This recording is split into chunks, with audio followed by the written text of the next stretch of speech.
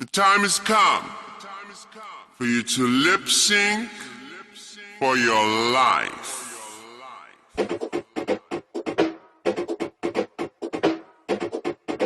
The time has come for you to lip sync for your life.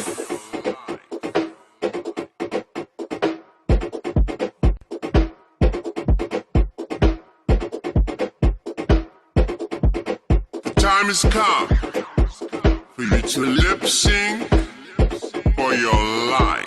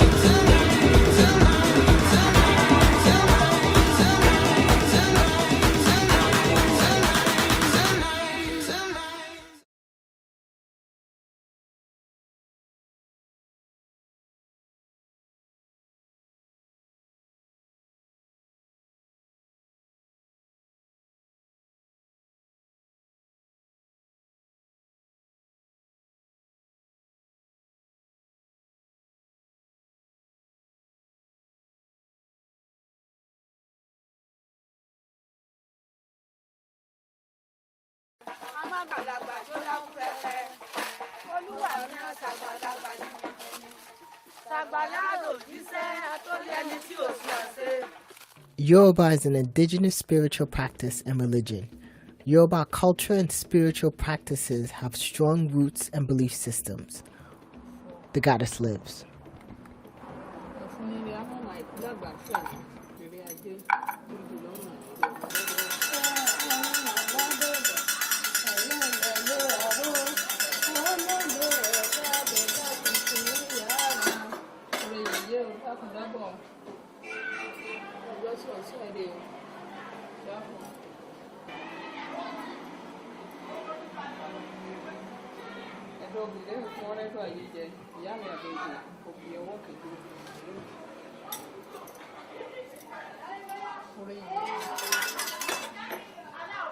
I studied African studies, but with a master's of arts. Yeah, women play a vital role in Yoruba spirituality. When they talk of those who have the forces of life, that's why the Olorishas or the Herbalists or anybody operating in a spiritual way should not underrate women, otherwise may not be able to work out.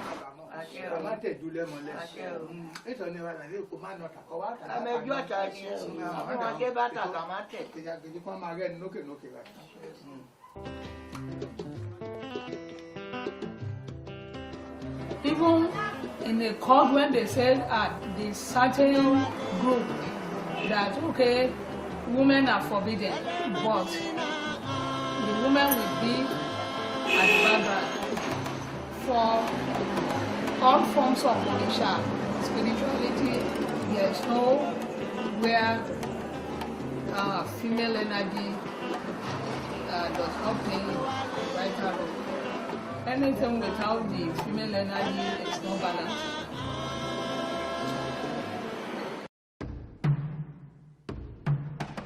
She wanted to offer up her spirit to the goddess. She wanted to offer up her dance to the energy of the wind. She wanted to offer up her heart of love to the deity of the river. She wanted to offer up her gender to her masculinity. She wanted to offer up her restraint shackles to her freedom, to her higher power, her Ori, head, and deity Orisha. As she entered her power, she saw his power inside of self. As they merged within the vessel of body, the spirit remembered who they were, woman, man, Tako Tabo.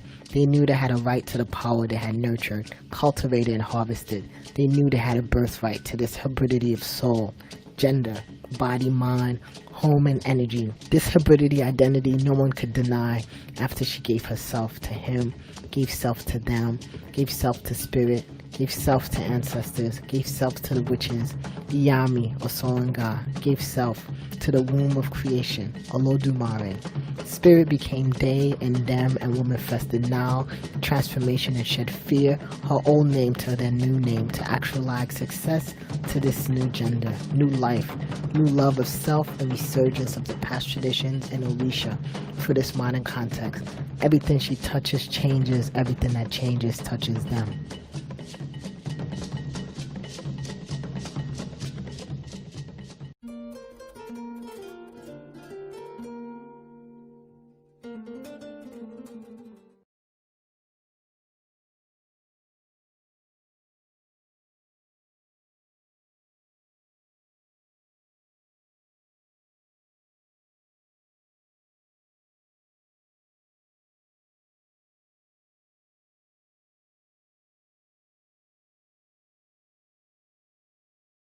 Não binárias, senhoras e senhores, é um prazer para mim dar-vos as boas-vindas à primeira edição do Festival Anual Pride Africa. Non-binary people, ladies and gentlemen, it is my great pleasure to welcome you to the first ever edition of Pride Afrique. Personnes non-binaires, mesdames et messieurs, j'ai le grand plaisir de vous accueillir pour ce moment historique à cette première édition annuelle de Pride Afrique. Un événement virtuel pour célébrer toutes les diversités sexuelles et de genre ici en Afrique. A virtual amalgamation of African LGBTIQ folks. Uma fusão virtual entre as comunidades LGBTQI africanas. Eu sou Dário Otávio Andrade e serei o vosso apresentador em português para este evento. My name is Miss Sahara. I am your English speaking host. Mon nom est Max Jacobsen et je serai votre présentateur francophone pour ce festival.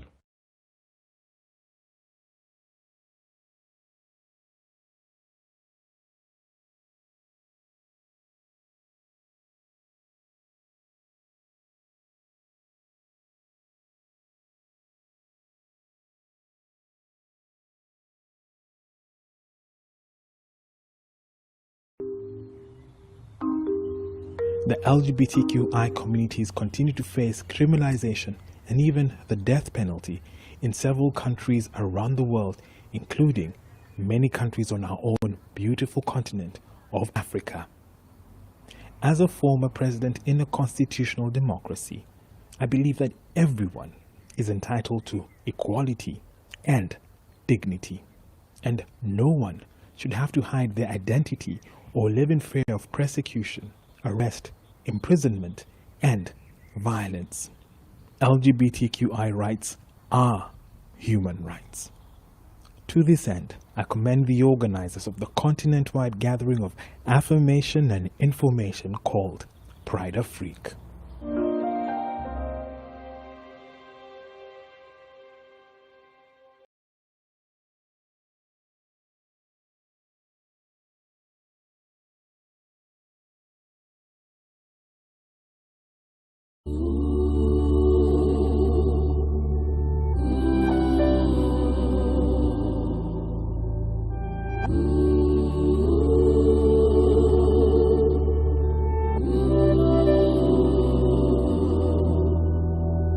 Am I a warrior or a lone survivor living in a world that needs a healing?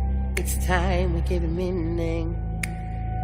Break down the barrier that separates us from each other. We're born into a world that celebrates the fighting and people keep dying. Show me your truth and I'll take you through. I need to feel what I mean to you. Bring me your truth and I'll take you through. I need to see what I mean to you.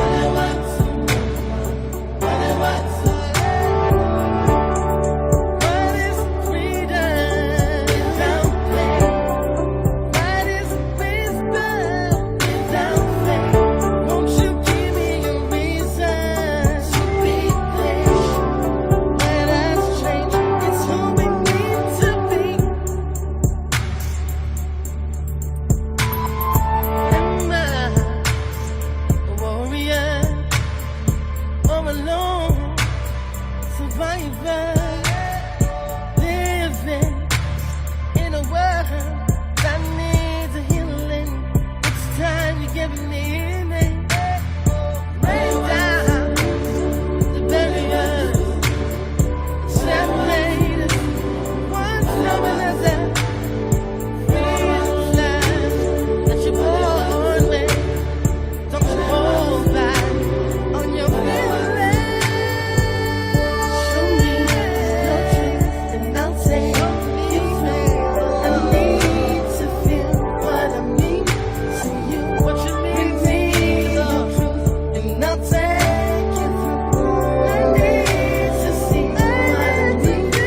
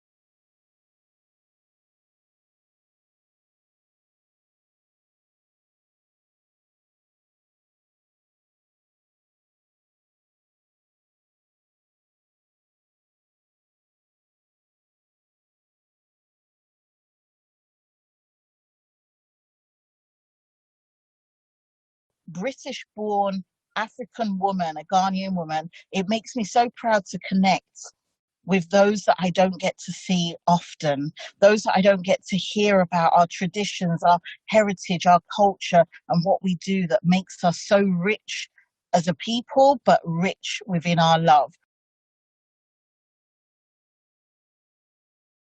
There's something about Pride and the Pride season in which we find ourselves in. I want to ask you more of a personal question. What was your first Pride? And what were the feelings and the emotions that you felt? My first Pride, we have not had Pride in Uganda per se. We've had Pride, but not real Pride, so to say. We've had Pride in such a way that people go to the beach on a particular date, and it has always been, on many occasions, has been disrupted by the police. So I haven't actually attended Pride in Uganda for real. As also, I was always waiting to see what's going to happen and then come in and respond. If there's an arrest, we come in and respond, and many times there were arrests and raids when Pride was taking place. So my own experience of Pride was actually in Amsterdam in 2013. I think it was 2013. With a number of colleagues, I was invited by our partner organizations. And that was my first actual experience of Pride and how it goes in the Amsterdam canals on a boat. It was fun, and I loved it. Uganda wouldn't have that, and Uganda is it's a bit different from Amsterdam, from the Netherlands and many European countries and the US, and parts of the US, because Uganda still criminalizes same-sex relations. We've been doing this for almost 100 years since the British came here, and then it's part of the colonial legacy to criminalize same-sex relations. We criminalize them as carnal knowledge against the order of nature.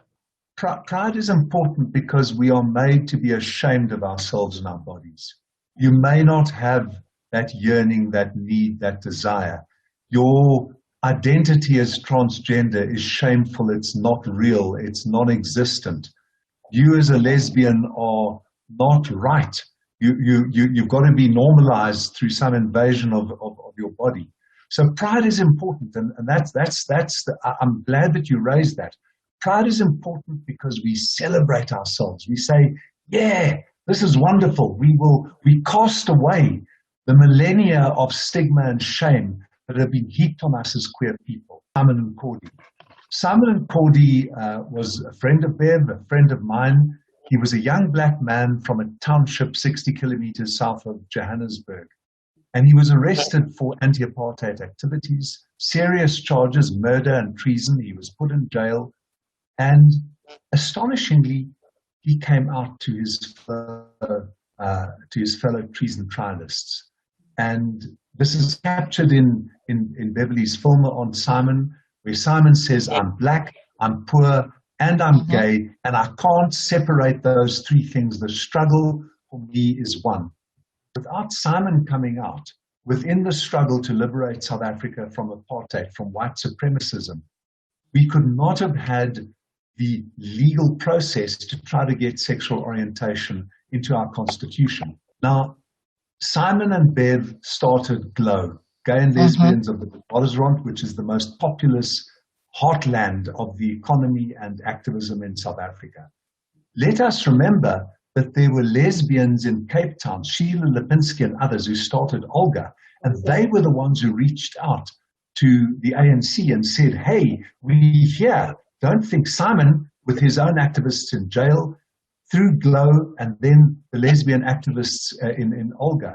So the middle point is organizational activism, and only then can you get to the legal challenges. And I think that Mike's task has been hampered in Nigeria because that terrible statute, Mike, and allow me to say this, I don't think that there's ever been a piece of statute enacted anywhere in human history, anywhere in human society, that is so homophobic as that 2014 law. If I land in Abuja and I say, as a gay man, I should be equal, I've committed an offense subject to 14 years because propagating equality for LGBTI people in Nigeria is defined as propagating same-sex marriage. So it's been a severe disablement not to have people coming out, not to have people organizing. And I want to pay credit and honor to you, Mike, for bringing legal challenges and for being at the foreground, plowing through the legal waters, not only in COVID, but also in that very, very adverse personal and institutional landscape. Then, Steve, because we talk about pride, and for me, pride is about, yes, celebration, but protest at the same time. And, you know, I cried as I watched Simon, and I cried, and it was so beautiful. But tell us about your experiences of pride, your first pride. So there's a little bit of sadness for me when I think about pride today and pride now. When I think about pride when we began, oh my goodness, I think it was the first time in my life that I felt so affirmed, so validated. So, and what was astounding to me as someone who grew up also, you know, in my own corner of Soweto, throwing bricks and fashioning petrol bombs as a young one, being an anti-apartheid activist, and then finding my activism in the queer and the gay and lesbian, first with the group of young gay boys that I used to hang out with, who were called the Ted Dinners, which is its own story that will be told. But, you know, and then having GLOW, and then finding that within GLOW, there was such a mix of races and cultures that it was the first time in my life that I could look at someone like Justice Cameron and say, oh, hey, we're fighting the same fight.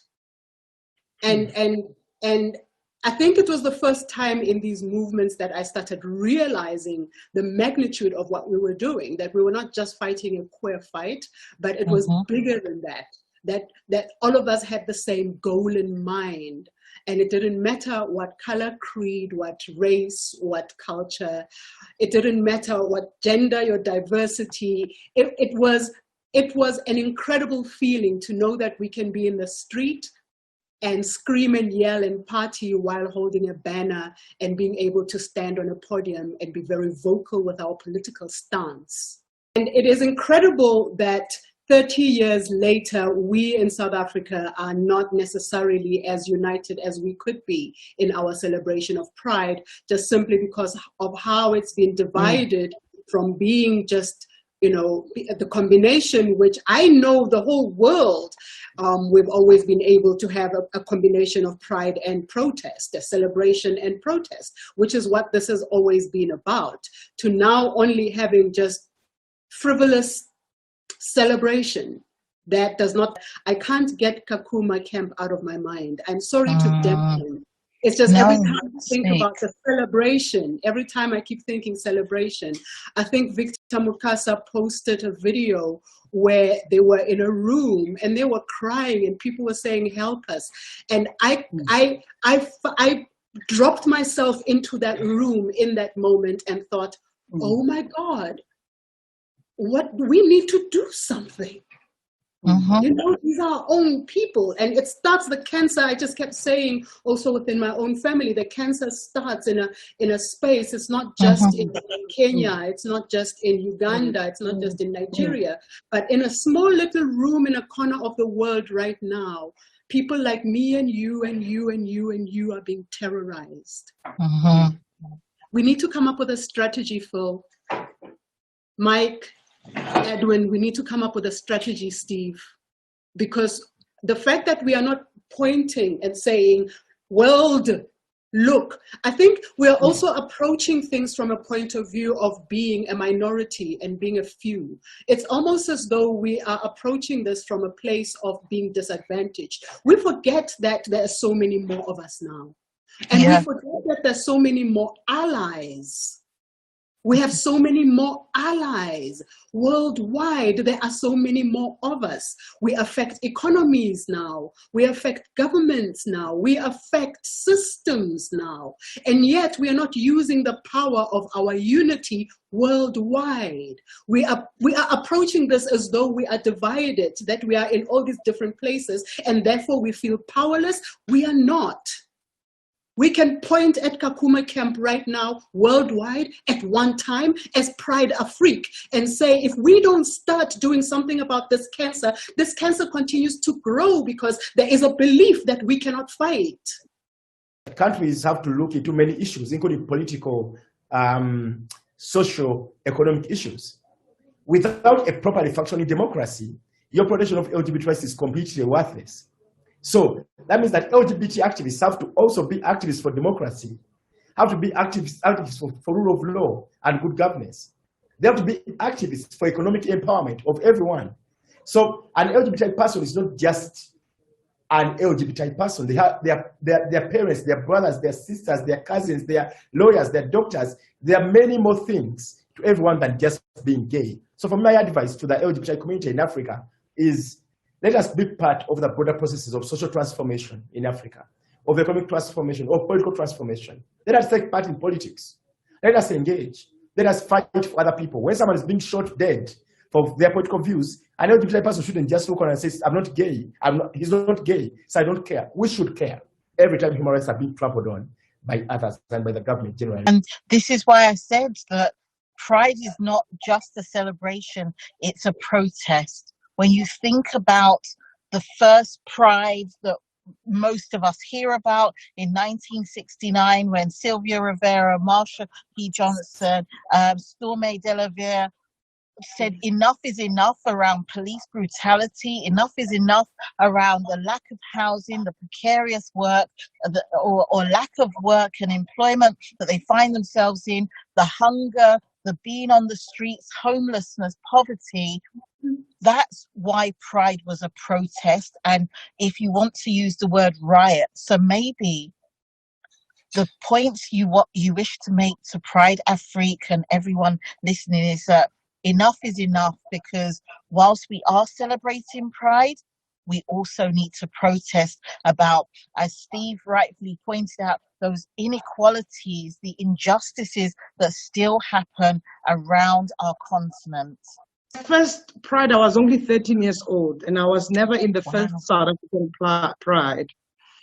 But I was this young, inquisitive, and active. Anywhere that has to speak to inequality. My first activism was not even about sexual orientation. It was inequality that I was seeing in school, that I was still subjected to learn mathematics and accounting in Afrikaans. I was still subjected, to wear a particular school uniform code, which I just didn't get. So it had to do with my own gender, with inequality of being Black in a township, and I always have been looking forward to Pride and being there. And there, I landed up with, like you, Bev, with gay boys in my township. They said, we're going to Pride. I did not even ask what was Pride. I said, I'm coming. And I landed in a space where I found myself with too many of me.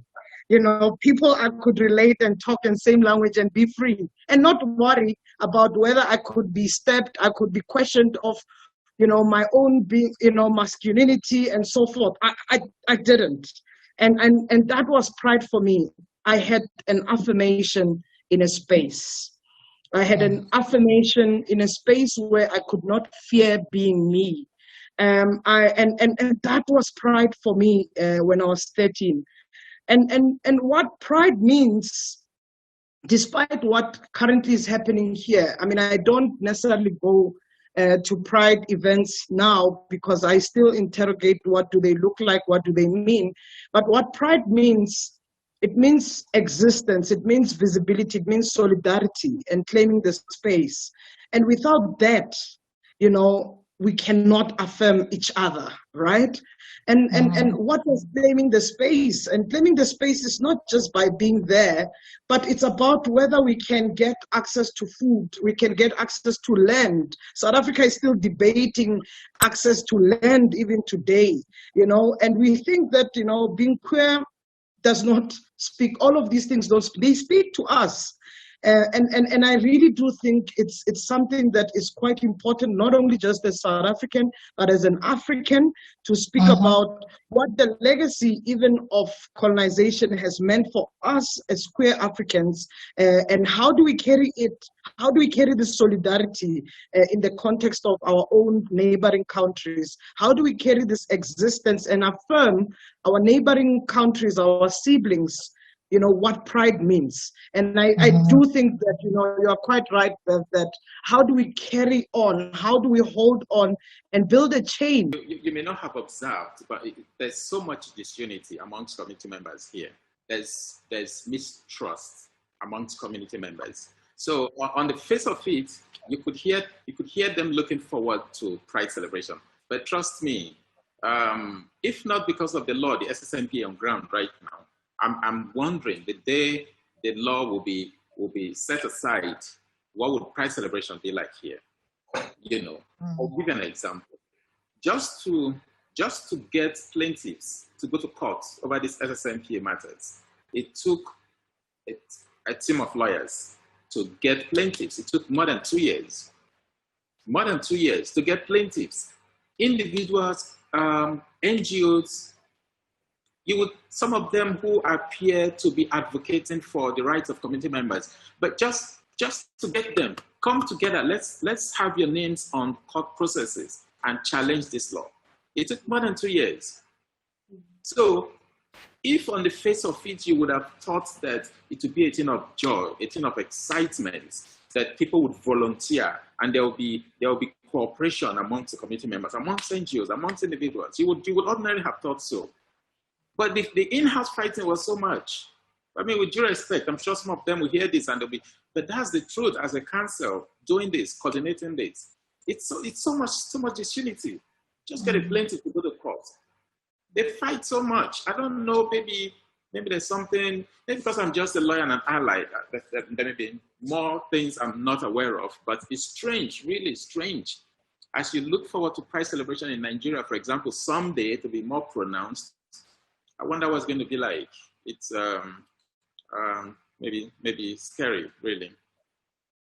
I feel like the struggle for LGBT rights is the struggle for all of us. Any human rights lawyer, any human rights activist is part of the struggle for LGBT rights. As in, you're not helping anyone. You are doing your role. Every one of us has a role, and I'm playing my role in terms of LGBT equality. So I don't feel myself as an ally. I feel myself more as part of that. Then sometimes there are misunderstandings. The LGBT community itself, they feel like, okay, what's your role and why do you do this kind of work? And you support us, but hey, this is too much or something like that. Sometimes it happens that my colleagues in the movement feel like sexual orientation and gender identity should be the first identifier before you can work on LGBT rights, which I find odd and strange. If we all say, well, we can all fight for rights, we all are activists, then my feeling is if someone is willing to come and fight for the community, then they should be given the opportunity to do that. I appreciate all of you taking this time out. And, you know, it would be remiss of me to say nothing about the fact that we find ourselves behind Zoom calls, behind many different calls that we're connecting with people, because we are in a pandemic. The COVID-19 has impacted our lives in so many different ways. And I once heard from a woman from Namibia. She said, our activism is at a standstill. Now, I would like to know from all of you how you continue to advocate for the changes. I'll go. I think more than anything, I keep hearing the words and I keep saying with my friends and my family, we have what is called Ubuntu. Ubuntu is being peopled, where we connect with each other, we hug, we touch. I think more than anything, what I find emotionally draining being in this pandemic is the lack of Ubuntu, where we don't see each other when we're in public, we can't see each other smiling. We are not able to touch each other. I'm a very tactile person. I want to be able to say hello and touch and smile. I want to be able to see people. But to then go and visit my family and not see my mom smile at me because we're wearing masks, that is painful. To know that in the next few weeks, I have said to them, I am staying indoors because I think in South Africa, we're reaching peak. And if you don't need to go outside, you don't go outside, because right now more and more people are getting infected. We personally know people now who are infected or have passed on. And so it's emotionally so draining that even the work that needs to be done is not easy to do, because every day you wake up so heavy, there's no inspiration to work. Well, that's what I have found, because I am in a kind of a creative space, not being able to sit with my editors to actually go through the work the way that we would normally do. And now we're having to do Zoom. Zoom is not personal. There's no human touch. We are so concentrated that even that is draining. I'm finding myself battling on so many levels. I've had matters in court. There are a number of cases, up to 15 cases filed in Nigeria currently now since last year. We were hoping to get the federal court judge in Lagos to somehow directly, make a pronouncement with respect to the constitutionality of the Same-Sex Marriage Prohibition Act in Nigeria. We're addressing the Section 4 of that act, which deals with, the freedom of association, which affects freedom of association. So, but because of the COVID, courts are not sitting, and eventually when it became relaxed, the judges are they're afraid to come to court. They space cases, and for some reason, the three judges that are handling 15 of the matters are shared amongst them. For some reasons, these matters are never on the court list.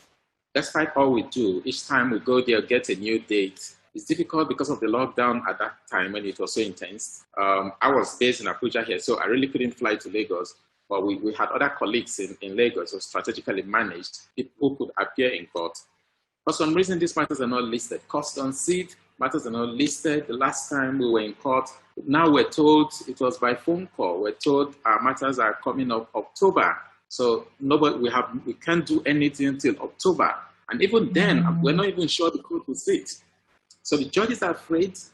The registrars of the courts are not giving dates. They tell you, don't worry, we'll get in touch with you. So, matters that are thoroughly planned, carefully, managed to ensure we have the optimal results in questioning the SSMPA. Because of the situation now, because of COVID, nothing is happening. You have to speak about LGBT rights in a more tactful way.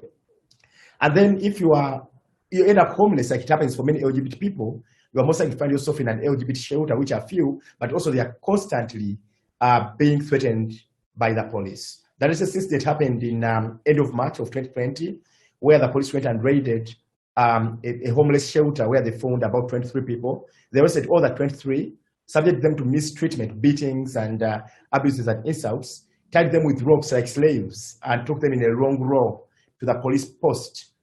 And because it was COVID-19, they charged them with a COVID-19 related offense, although they arrested them for homosexuality, and took us as lawyers 47 days to get access to them in the prison.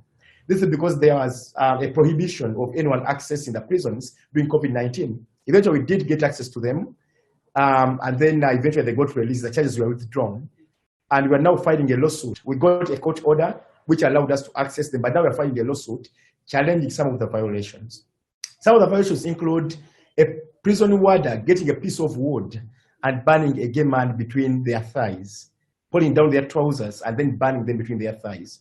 And then a warder ordering a fellow prisoner to do an annual examination on another prisoner in prison to see whether they are homosexuals or not. We are right now fighting a challenge. Today, this day, we are actually fighting a challenge against the prison warder and the local authorities and the Attorney General, challenging the violations that were committed against the 20 people who were eventually taken to court. To bow down in honor before the fact that there is a case before a court in Nigeria to challenge the provisions of the most homophobic statute ever adopted anywhere in human society and human history. And that's not an overstatement. I think it's a sober legal assessment.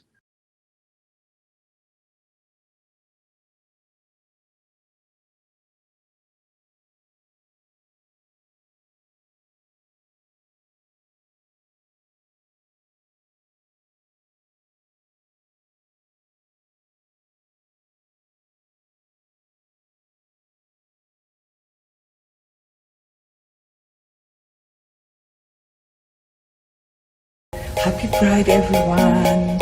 For me, Pride means my right to exist. C'est la célébration de ce que nous sommes, de ce que nous faisons, mais aussi pour documenter et archiver. From all regions coming together and loving each other.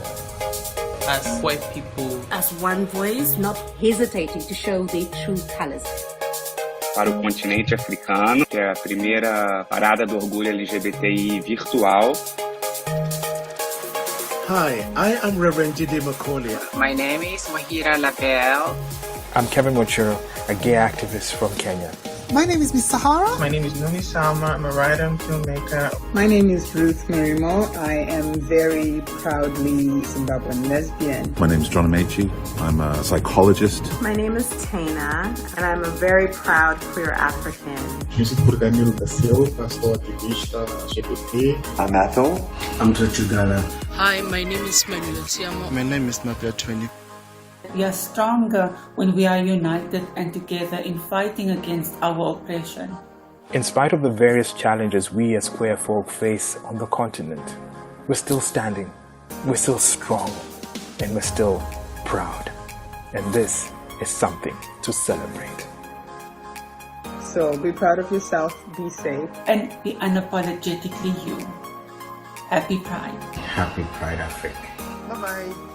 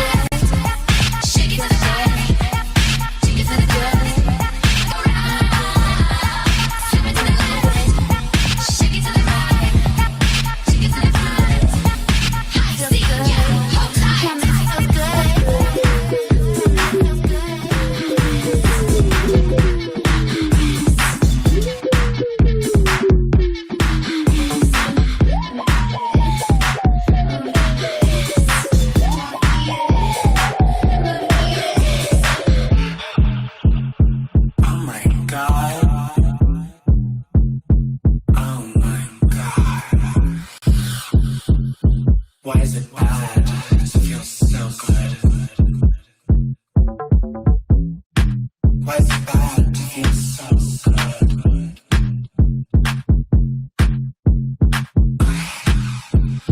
Isn't it delicious? So delicious. Go faster. Faster.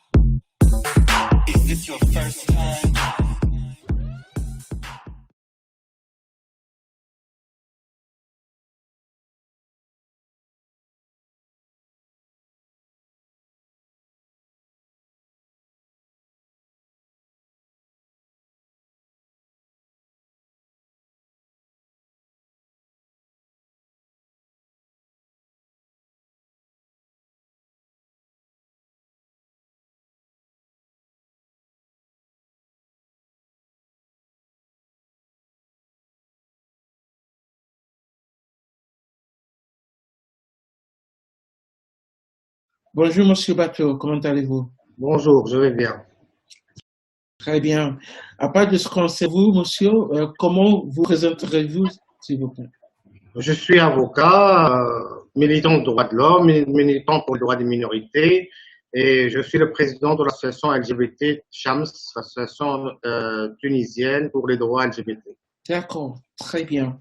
Vous pourriez nous faire part de votre enfance? J'imagine que vous avez grandi en Tunisie.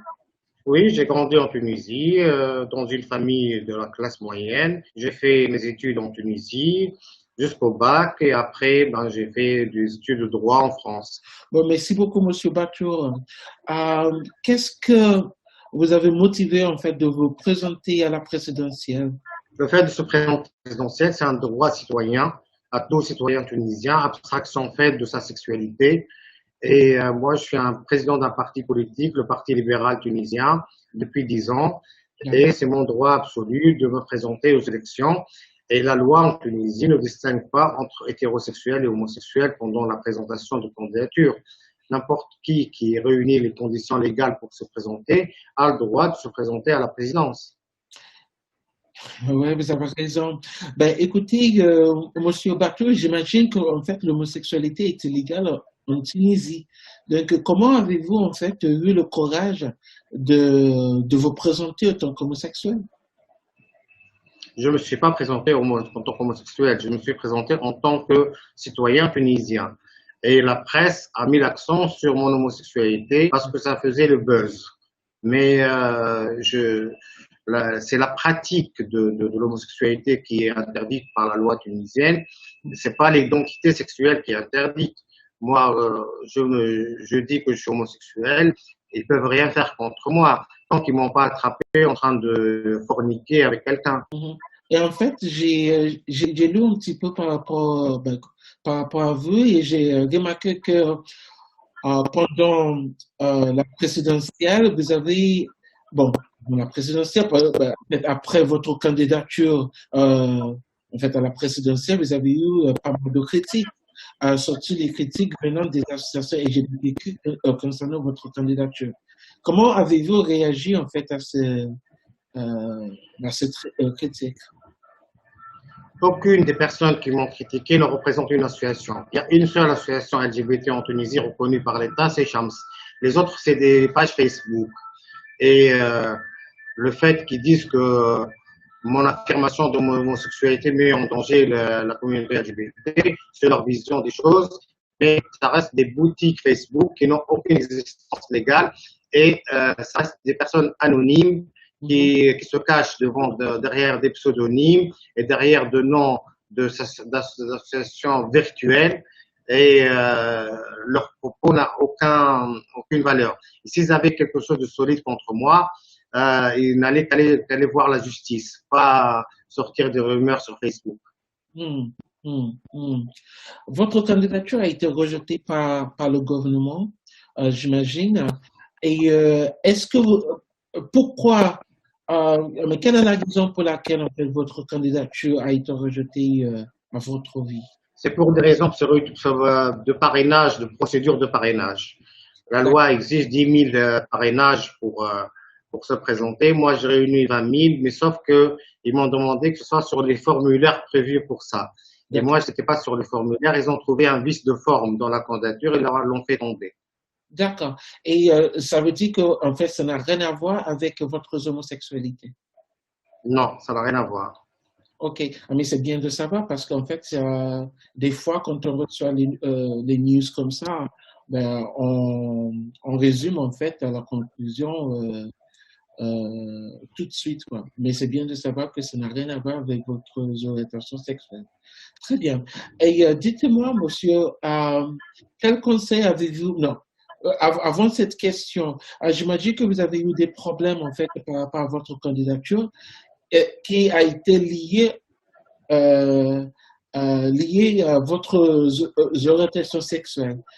Quels sont les problèmes que vous avez vécus et comment avez-vous en fait vécu en fait tous ces problèmes? Bon, le problème, c'est des insultes, des menaces de mort, des gens qui me promettent l'enfer, que je suis Sodome et Gomorre, des choses comme ça que je m'en fous complètement. Ça me passe au-dessus de la tête. D'accord. Et quand on parlait tout à l'heure, vous m'avez dit que vous avez quitté la Tunisie à cause de ça. Et maintenant... Non, pas à cause de ça. C'est à cause d'une poursuite pour blasphème. J'ai partagé un statut Facebook qui parle des exactions commises par les musulmans contre les populations civiles qui l'ont conquis. Et l'esclavage, les rapts, les vols, tout ça, tout ce qui a été commis par les musulmans et qu'ils ne reconnaissent pas. Et ils ont considéré que j'ai blasphémé et m'ont poursuivi en justice pour blasphème. D'accord. Et c'est la raison pour laquelle vous avez demandé l'asile en France? Oui, c'est ça. Ok, très bien. Ok, ben c'est plus clair en fait. Ben merci beaucoup. Et dites-moi, monsieur, quel conseil avez-vous pour les personnes LGBTI qui souhaitent s'engager dans la politique? Je leur dis que ce n'est pas une bonne chose d'afficher son homosexualité en politique en Afrique. L'Afrique reste un continent très conservateur. Beaucoup de pays pénalisent l'homosexualité et je leur dis qu'il faut s'engager en politique sans afficher son homosexualité et quand ils arrivent au pouvoir, ils peuvent changer les choses. D'accord. Ça, c'est malin, je dirais. Merci beaucoup. Et aussi, je pense qu'en dernière, est-ce que aurez-vous des mots à partager avec les jeunes LGBTI en Afrique? Moi, je leur dis, pour ceux qui traitent les homosexuels de malades, il faut leur répondre que pourquoi on ne met pas les malades diabétiques, cardiaques et hypertendus en prison aussi. Si c'est une maladie, alors tous les malades doivent aller en prison. C'est pas. Et puis pour ceux qui prétendent que c'est une maladie, on leur demande de trouver un remède à cette maladie. Comme ça, ils auront le prix Nobel de la médecine. D'accord. Ben, c'est une très bonne chose la Pride d'Afrique, surtout en période de confinement et de Covid-19, avec l'obligation de distanciation sociale. C'est une très bonne idée. Je vous encourage à la continuer, à la refaire chaque année. D'accord. Ben, merci beaucoup, monsieur Bateau, et je vous remercie énormément pour le temps que vous avez passé avec moi cet après-midi. Merci beaucoup. Au revoir. Merci. Au revoir.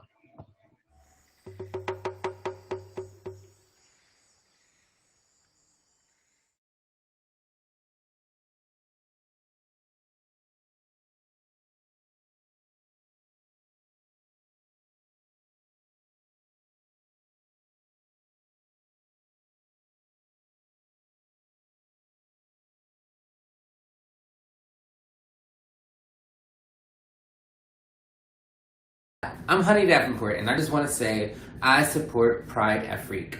Organizations like this have legitimately changed my life.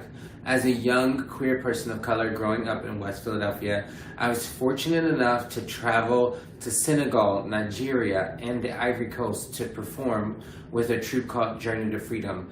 And if not for connecting with my brothers and sisters in Africa and really connecting with who I am as an African person, a person of African descent living in America, who is also a queer person of color, I really wouldn't have this life experience that I have right now. And organizations like Pride Afrique, which inspire and help people all over the world to be who they are, even if they live in Africa, are incredibly amazing. I support them because guess what? It does get better. If you believe in yourself and you fight for everything you know to be true and everything you want to see in your world, anything you want is possible. And organizations like Pride Afrique help to do that. So I support Pride Afrique.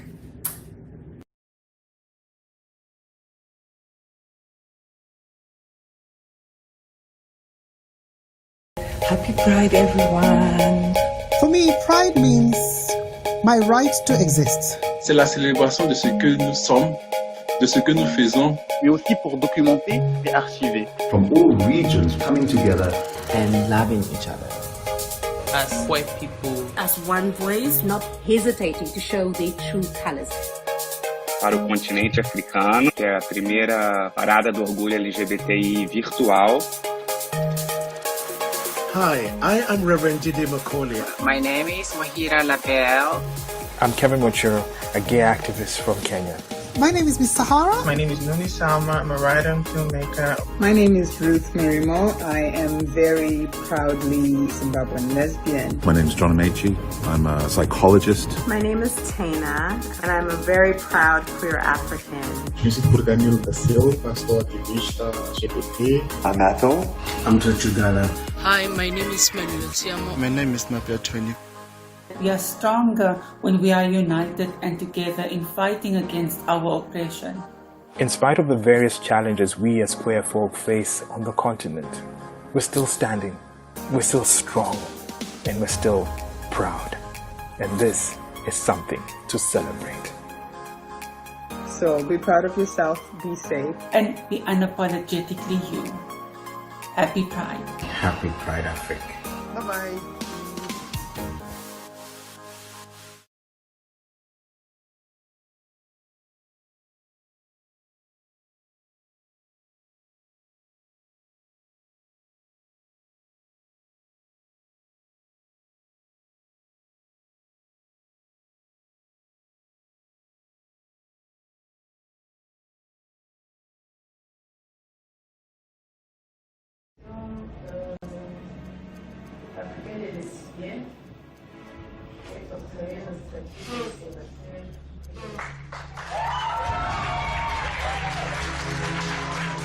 We do.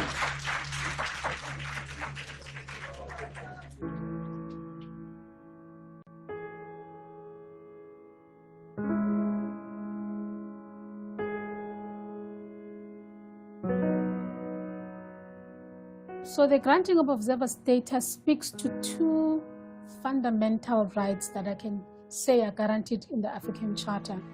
The right to freedom of expression, and I think the granting of that status has done that to us. We can express the right to freedom of assembly. We can assemble at the commission in our own voice, and it brings our dignity to be. Not only speak in your own voice, how powerful it is. You can say, I am saying this. I am being killed. I am being murdered. I want you to hear. Happiness in April 2015, extreme sadness in June 2015 when the AU, the Executive Council, issued a decision requesting the African Commission to withdraw CAL's observer status. The African Union's Executive Council sent a request to the African Commission to withdraw CAL's observer status. I'm Donna Smith, one of the co-directors at the Coalition of African Lesbians. And I'm in conversation with Advocate Pansy Tlakuta, former commissioner with the African Commission on Human and People's Rights. And we're talking about the whole journey of the grant of observer status to CAL, which has been very thoroughly documented in the film, The Commission, which we can reference. And just sharing thoughts about that and about development since then. Because Pansy, as you know, our observer status was withdrawn in short order. I think we had it for maybe less than a year before the Executive Council of the African Union demanded that the African Commission withdraw our observer status. And after holding out for a bit, and we have to acknowledge the courage that took, the Commission eventually had to comply in August of 2018. And I think I want to start with when Cal was awarded observer status. What was in your head? Because you were one of the commissioners who supported that application and had no struggle with voting in favor of granting the observer status. So when it was eventually granted, and it was such a dramatic moment and such a dramatic journey, what was in your head? What was your vision for the future of LGBTIQ rights, of women's rights, for civil society in the African Commission space, particularly organizations doing work around sexual and reproductive health and rights? I mean, did you ever anticipate that we would lose our observer status in this way? Well, if you look at the journey that we traveled before the observer status was granted, I must say that I was disappointed when the observer status was withdrawn, but I was not surprised. Because when I first presented the application of CAL, which was long before the observer status was granted, I did that, and I think it was a blessing because I was very naive. I just looked at the requirements for granting of observer status, and I looked at those requirements quite clinically, and recommended to the Commission that the observer status should be granted because CAL had complied with all the requirements. I was quite amazed, taken aback by the reaction that followed what I thought was just a straightforward presentation, and all sorts of what can I say, reasons were given why CAL cannot be granted observer status. At that time, the reason was that we have not, we being the Commission, has not taken a decision on whether sexual orientation is one of the grounds for non-discrimination provided for in the African Charter on Human and People's Rights. And it was then decided that we should then develop a position on that, which was done. And subsequent to that, you would know that there was a Resolution 275, which was adopted, which in my view strengthened the case of granting observer status. I thought that because we have a Resolution 275, that meant we were committed to protecting the rights of everyone, as the Charter enjoins the Commission to do, to protect the rights of every individual against discrimination. The Charter grants every individual the right to equal protection of the law, to protection of their integrity, which is human dignity. So I thought that, we would be trailblazers, so to speak, on the African continent and take leadership on this issue and start engaging state parties to the Charter on the importance of the enjoyment of all the rights in the Charter by everyone on the continent. That was my vision. All people, all people. And we thought that at the back of the observer status and also the resolution, we would then, use that to constructively engage with governments that were not, which were governments which were averse to the protection of the rights of people on the basis of their imputed or real sexual orientation or gender identity. So I imagine you also are familiar with some hostility. Do you want to tell us about how you have experienced hostility in that space, you and perhaps other commissioners? How did that manifest? How did you deal with it? I must say that I didn't experience any direct hostility, not at all. Not from my colleagues, none of them except one who asked me if I was lesbian. When I submitted, or I moved the application of CAL for the first time, among state parties, there was just one state party who took the floor in the commission to say that they would want to report me, or they were going to report me to the African Union for pushing values that are not African. And given what is happening now, and given the new rules of procedure of the Commission for eligibility for observer status, what opportunities and challenges do you see? So let's talk about the future now. What opportunities and challenges do you see for civil society or observer status after the focal point on reprisals has raised concerns about granting observer status to coalitions? And I mean, how ironic is that it's the focal point on reprisals that's raising this question, and the very act of raising the question could be seen as in itself an act of reprisal, What are your thoughts on the opportunities and challenges for civil society? I think we always have to be strategic about what we do as civil society. I don't think all is lost. I don't think the fact that the observer status of CAL has been withdrawn means that the issues of non-discrimination of the LGBTQI community on the basis of sexual orientation, I don't think those issues are lost. For me, looking forward, I would advise that even if CAL does not have observer status, there are other organizations that work with CAL that work on issues of LGBTQI who have to continue to raise those issues in their statements, in the public sessions of the Commission, using Resolution 275. And civil society organizations should also continue to submit, I don't like the word shadow reports because it's like dark, these reports that are happening in the dark. Let's call them alternative reports.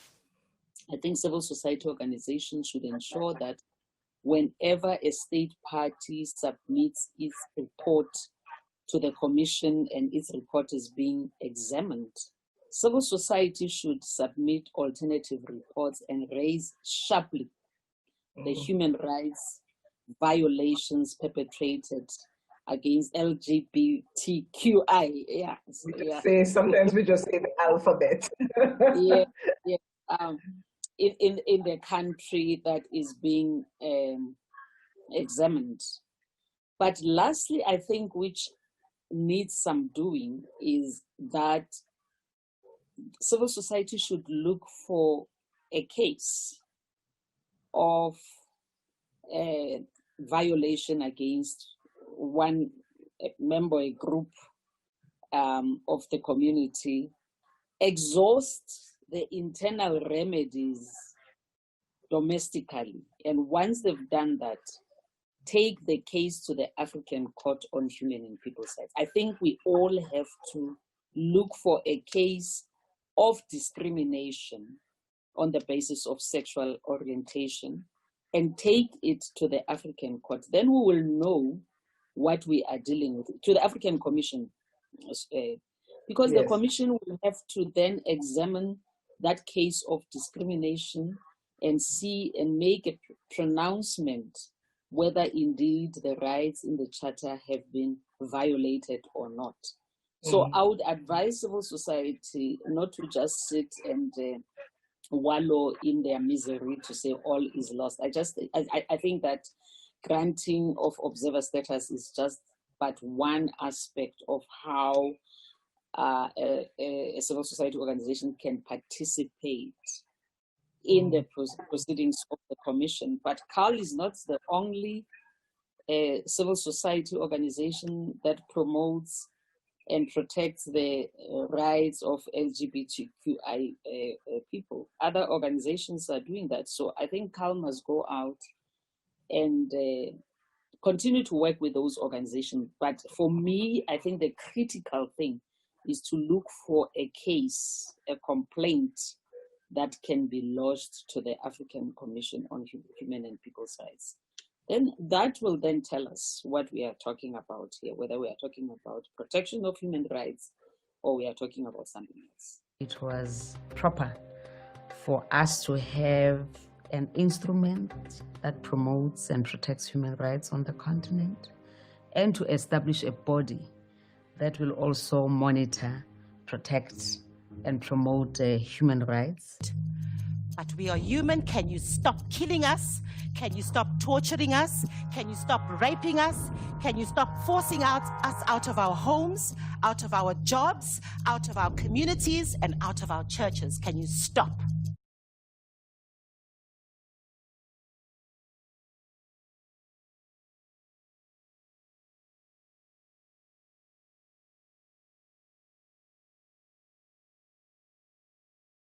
By the context for the conversation, the interview of Advocate Pansy Tlakula, a former chairperson of the African Commission, by Donna Smith, one of the co-directors of the Coalition of African Lesbians, CAL. I think that is necessary because many of the participants to Pride Afrique may not be so initiated into the workings of the African Commission. So let me start by saying the African Commission is an African Union institution. And the African Union is an intergovernmental organization. On the one hand, then, it has been set up by states, but its function and its role is to be a watchdog, to check the human rights observance by these very states. So in that very description, we see there is a paradox located. Now, the Commission consists of 11 members, and it has a mandate to protect and promote human rights in Africa. It can hear, for example, cases once any African had exhausted local remedies, tried at the local level to resolve a human rights related case, and it had been unsuccessful. That person can bring the case to the African Commission to decide whether there is a violation by the state concerned. The Commission also supervises the human rights records of states, and it promotes the adoption of new standards and norms. It does so on the basis of a particular treaty, and that is the African Charter on Human and People's Rights. To date, all but one of the African Union member states had ratified, had accepted as binding this treaty. The exception is Morocco. So in working towards the realization of its mandate, the Commission, which is consisting only of 11 members, rely and work with civil society, NGOs, and other civil society organizations. And in this framework, the Commission has decided to award or accept NGOs as observers. So it gives observer status to NGOs that apply. And these NGOs then have a closer relationship with the Commission. It can, for example, enter points on the agenda of the Commission, and it certainly may attend the sessions of the Commission and speak publicly at those sessions. The criteria for being awarded observer status are not very onerous. I have it here, and if I look at them, it's, the organization applying must provide its statutes, it must provide, declare its financial resources, it must be an organization working in the field of human rights, but it must also have objectives which are consistent with the African Charter and with the AU as an organization. So that is the background. Let me then go to the issue that concern LGBTIQ plus persons and their relationship potentially with the African Commission. The starting point here is that the African Charter is silent on the issue of sexual minority or gender identity issues. That was a document adopted in 1981, so it is not really surprising. So for many years, the Commission, as the body that supervises the African Charter, has not done much. It was quite invisible in the area of LGBTIQ rights. But in 2010, it took its very first visible step in this regard, and that was not a very positive one, because it was when CAL, the Coalition of African Lesbians, applied for observer status, that the Commission then rejected the application. So that was a setback, but the community, the movement around sexual minority rights really was gaining in strength. And instead of, I suppose, giving it up as a bad job, there was a concerted effort undertaken. First of all, one of the reasons for the rejection of CAL's observer status was that some of the commissioners thought, this is not a real issue. Do these people even exist in Africa? And the second was that the African Charter really is silent around this. We don't have a position, they said, as a commission. So in order to address these two concerns, first of all, a study was conducted, a study with pictures and data and detail about the plight of lesbians, gay, bisexual, transgender persons in Africa. And this study was presented to the Commission and accepted by the Commission as at least a factual record. And on the basis of this study, the Commission was invited, and the Commission in fact adopted eventually a resolution. A resolution is like a normative expansion on the rights in the African Charter. And in this resolution, which is referred to also in the interview that you'll be listening to, Resolution 275 makes the very important, crucial point that the African Charter does not discriminate. It is there also for LGBTIQ plus persons. And in particular, this resolution calls on states to refrain from acting in any violent way against any LGBTI lesbian and gay men, as the resolution says, or persons based on sexual orientation or gender identity, or perceived sexual orientation or gender identity. So that is unequivocal and clear. That means that that hurdle of the African Charter being ambiguous in its scope of protection, that hurdle, if you like, had been cleared. So on the basis of both the study and Resolution 275, CAL returned to the Commission with its reapplication, and that then was successful on the second, if you like, opportunity or try. Not without some acrimonious debate, but the point is this was adopted, proved, CAL was then enjoying observer status. However, there was political backlash against this. The African Commission, we have to understand, submits its annual reports to the AU as a political body, to the Executive Council, which is the council consisting of the Ministers of Foreign Affairs, and also to the permanent representatives of states in Addis Ababa. So these bodies basically pushed back and said to the Commission that what they did was against their understanding of the African Charter, and therefore they insisted that the Commission should undo its granting of observer status, or at least retract or withdraw the observer status having been granted.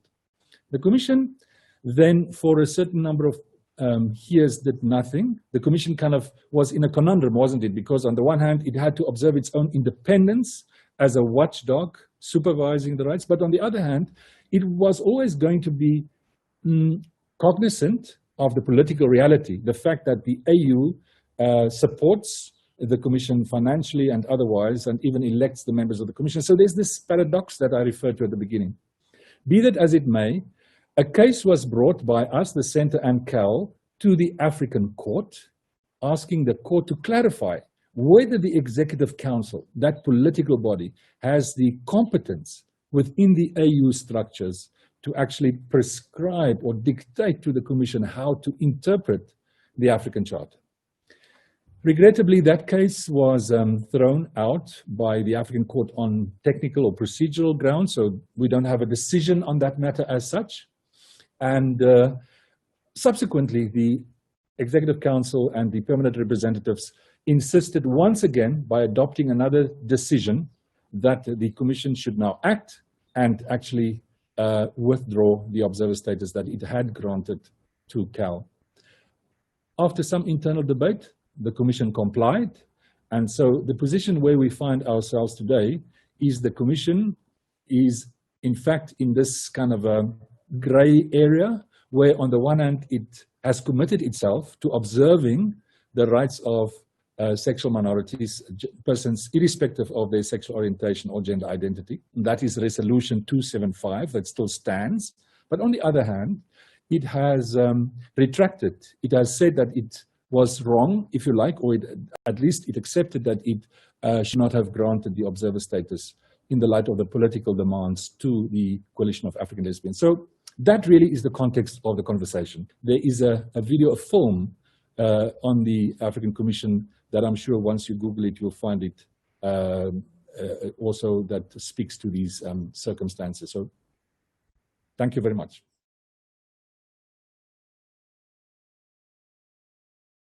Happy Pride, everyone.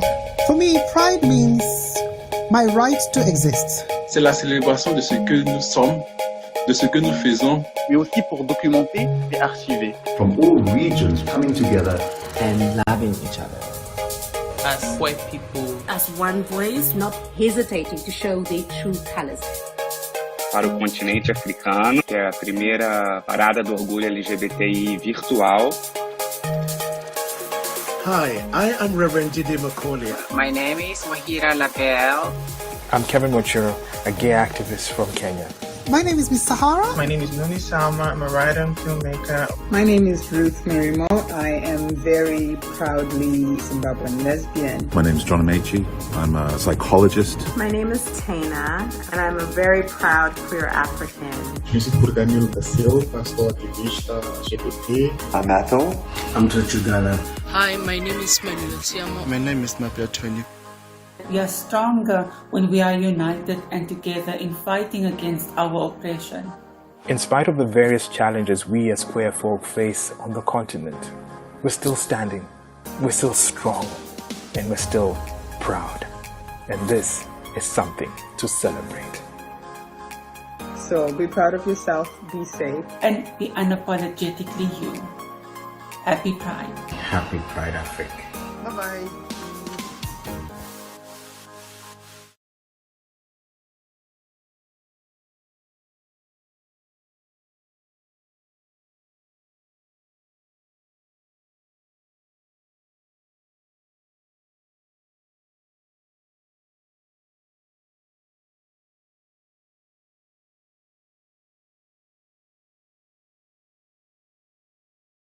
Bom, olá, Danilo. Olá, A primeira pergunta é se você pudesse fazer uma breve análise geral da situação em Moçambique das pessoas LGBT, né, no momento. Moçambique faz parte das ex-colônias portuguesas, bastante conservador, mas não tão conservador quando comparado com alguns contextos africanos. O estigma e a discriminação são os maiores constrangimentos que as pessoas LGBT enfrentam.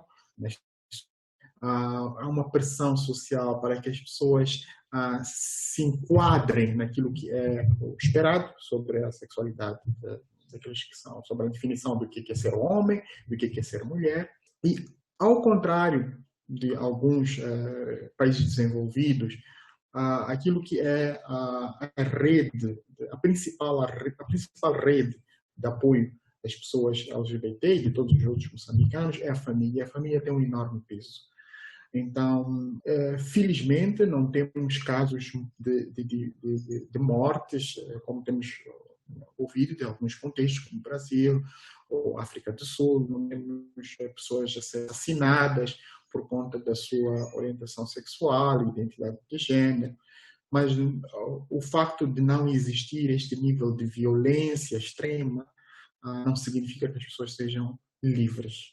Ao nível do Estado, né, das leis do país, o nosso Estado não protege, né, para falar da atualidade, não protege nem criminaliza. Né? Estamos a um meio termo. A partir de 2015, houve uma reforma legal, que iremos conversar mais adiante, que retirou daquilo que é o Código Penal alguns dispositivos que podiam ser usados para condenar as pessoas homossexuais. Então, estamos ainda no limbo em termos legais. Tá bem, obrigado. Tanta pergunta, tanta informação. Eu queria fazer, você já falou da descriminalização, da reforma do Código Penal de 2015, e eu queria saber sobre esse processo da descriminalização, um pouco do ativismo em volta dele, como foi esse processo, e, sobretudo, o que mudou, então, nesses últimos 5 anos, né? A Pride Afrique é um evento continental, então eu estava conversando com outros ativistas de outras regiões, eles estavam muito interessados em saber o que depois da descriminalização aconteceu, se houve uma transformação real a nível da sociedade, no Estado, ou não. Ok. O processo de descriminalização, acho que temos que ter um pouco mais de cuidado, porque, na verdade, Moçambique, desde o tempo colonial, não criminalizava a homossexualidade. Existiam dispositivos no anterior Código Penal, era um Código Penal do século XIX, 1886, o Código Português. Quando comparado com os outros códigos, poderia-se até dizer que é um código mais brando, relativamente àquilo que era considerado os desvios da sexualidade, ou as formas desviantes. Aplicava medidas de segurança. As medidas de segurança eram mesmo aplicadas a pessoas, por exemplo, a pessoas que sejam pedintes na rua, ou a pessoas que tenham doenças mentais, e era tratado nesta esfera de indivíduos que teriam de ser contidos, institucionalizados, para que não espalhassem este vício contra a natureza. O termo era mesmo vício contra a natureza. Mas isso caiu em desuso, né? O país ficou independente em 1975, tivemos um período de partido único, com uma orientação socialista, não é? Porém, em 90, tivemos uma nova Constituição que começou a dar aquilo que são os direitos individuais dos cidadãos. E depois, a revisão de 2004, que expandiu esses direitos fundamentais. Não temos ainda registros de pessoas que tenham sido presas por conta da sua orientação sexual, tanto no período colonial como no pós-independência. No entanto, a questão da discriminação, o estigma sempre prevaleceu. Então, o processo de revisão do Código Penal foi um processo que se enquadrou naquilo que é a modernização do nosso Código Penal. Já era um Código Penal bastante antigo e foi também não só nesse processo de modernização, mas também para responder outras questões, como, por exemplo, como a corrupção e vários crimes que não estavam incluídos no anterior Código Penal.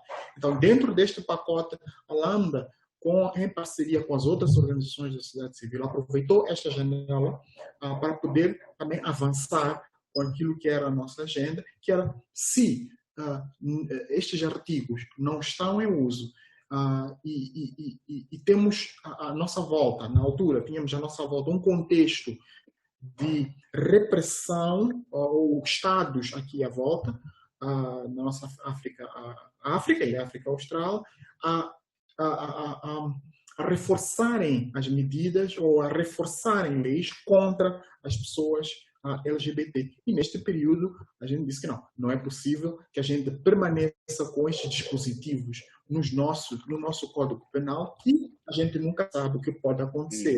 Ou temos um regime que se mantém em silêncio relativamente à questão da homossexualidade, porém a gente não sabe o que pode acontecer daqui a mais 5 ou 10, ou com a mudança de regime, com esta pressão dos países à volta para criminalizar ou reforçar aquilo que são as penas para pessoas, contra pessoas homossexuais. E o que a gente aprendeu deste processo foi que, primeiro, é preciso aproveitar as oportunidades, e é preciso também enquadrar esta questão da descriminalização num contexto mais amplo.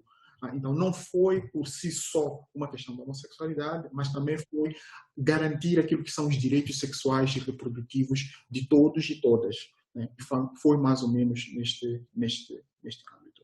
Agora, quando me perguntam o que mudou de 2015 para cá, bem, uma das coisas que é bastante notória é esta visibilidade das pessoas que são LGBT.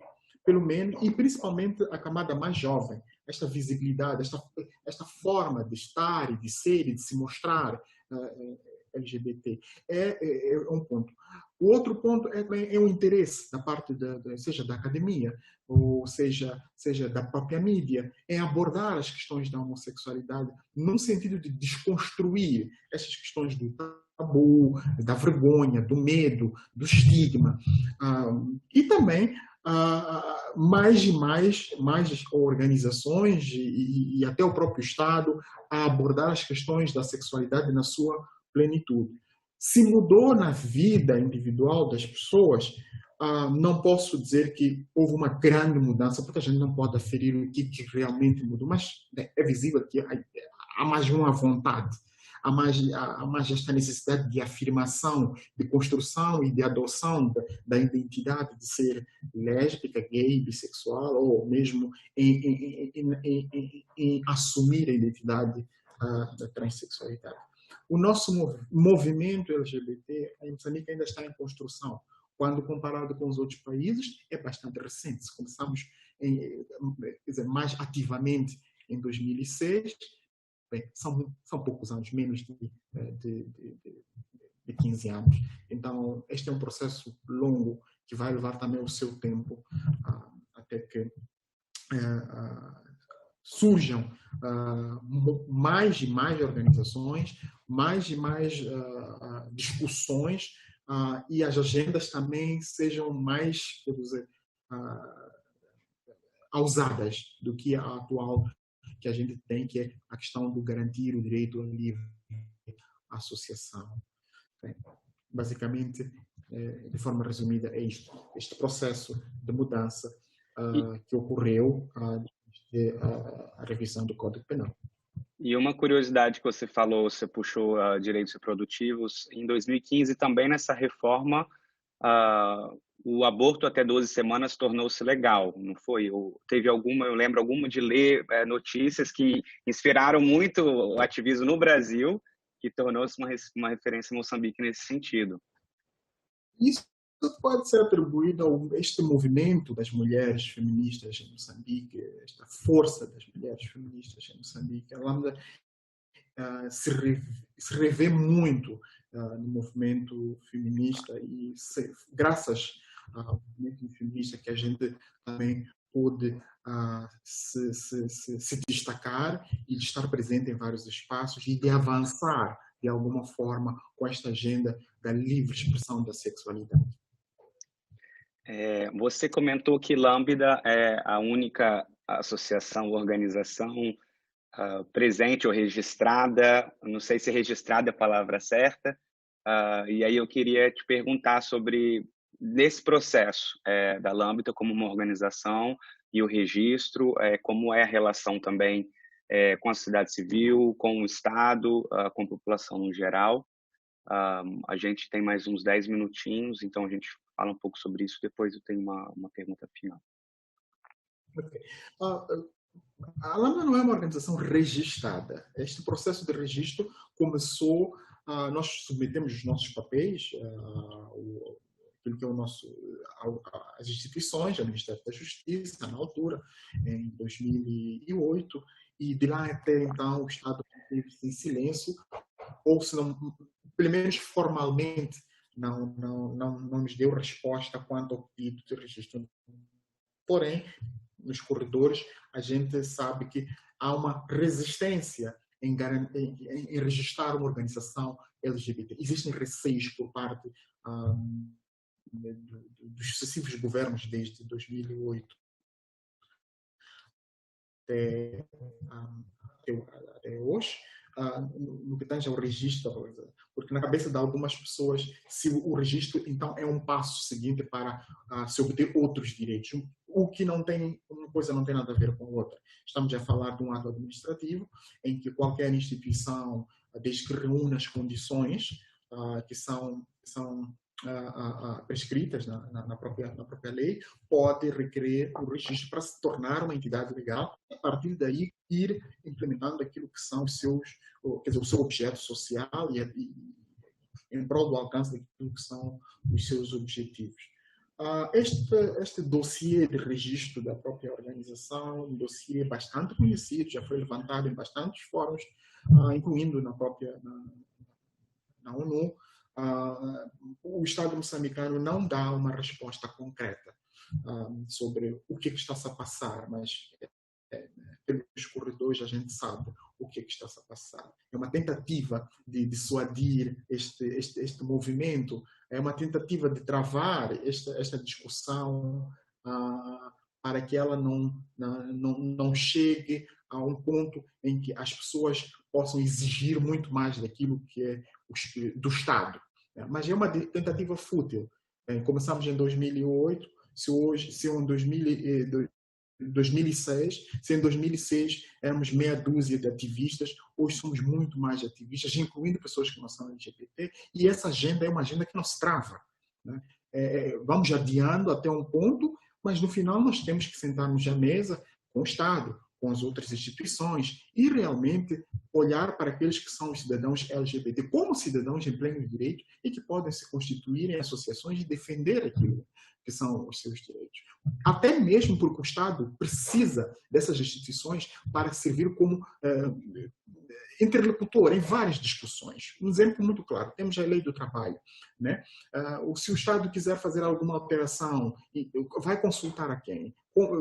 Temos as intervenções, aquilo que são as diretrizes do país relativamente ao HIV, da inclusão, aquilo que são populações mais vulneráveis, incluindo pessoas homossexuais, homens que fazem sexo com homens, pessoas lésbicas, pessoas trans. Então, com quem que o Estado, com que instituições, com que interlocutores o Estado vai interagir? Né? Com uma organização que não é uma identidade legal ou com outras organizações que não são identidades legais. Então, é sempre... Mas, no entanto, a nossa relação com partes do governo é bastante boa. É de salutar a relação que nós temos, por exemplo, com o Ministério da Saúde, com algumas instituições, por exemplo, o Ministério da Proteção Social, mas a questão dos direitos mesmo, a questão que é central, esta é bastante difícil. E até posso avançar por conta também da nossa jovem democracia. Moçambique teve um regime multipartidário que começou em 90, não é? E os direitos, a noção de direitos individuais ainda é bastante, quer dizer, não é bastante difundida, as pessoas não conhecem, os cidadãos não conhecem, e é um processo também de construção. Eu costumo dizer que o registro da Lambda também é um teste ao nosso Estado de Direito. A luta continua.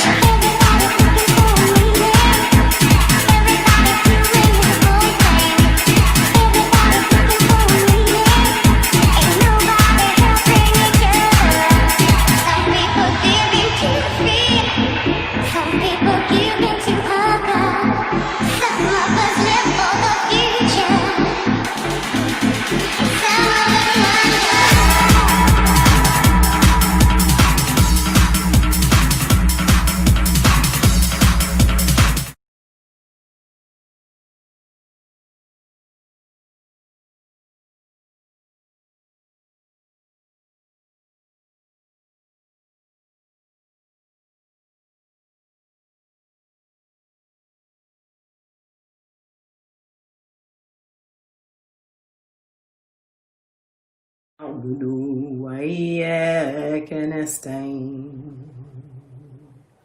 اهدنا صراط المستقيم صراط الذين أنعمت عليهم غير المغضوب عليهم ولا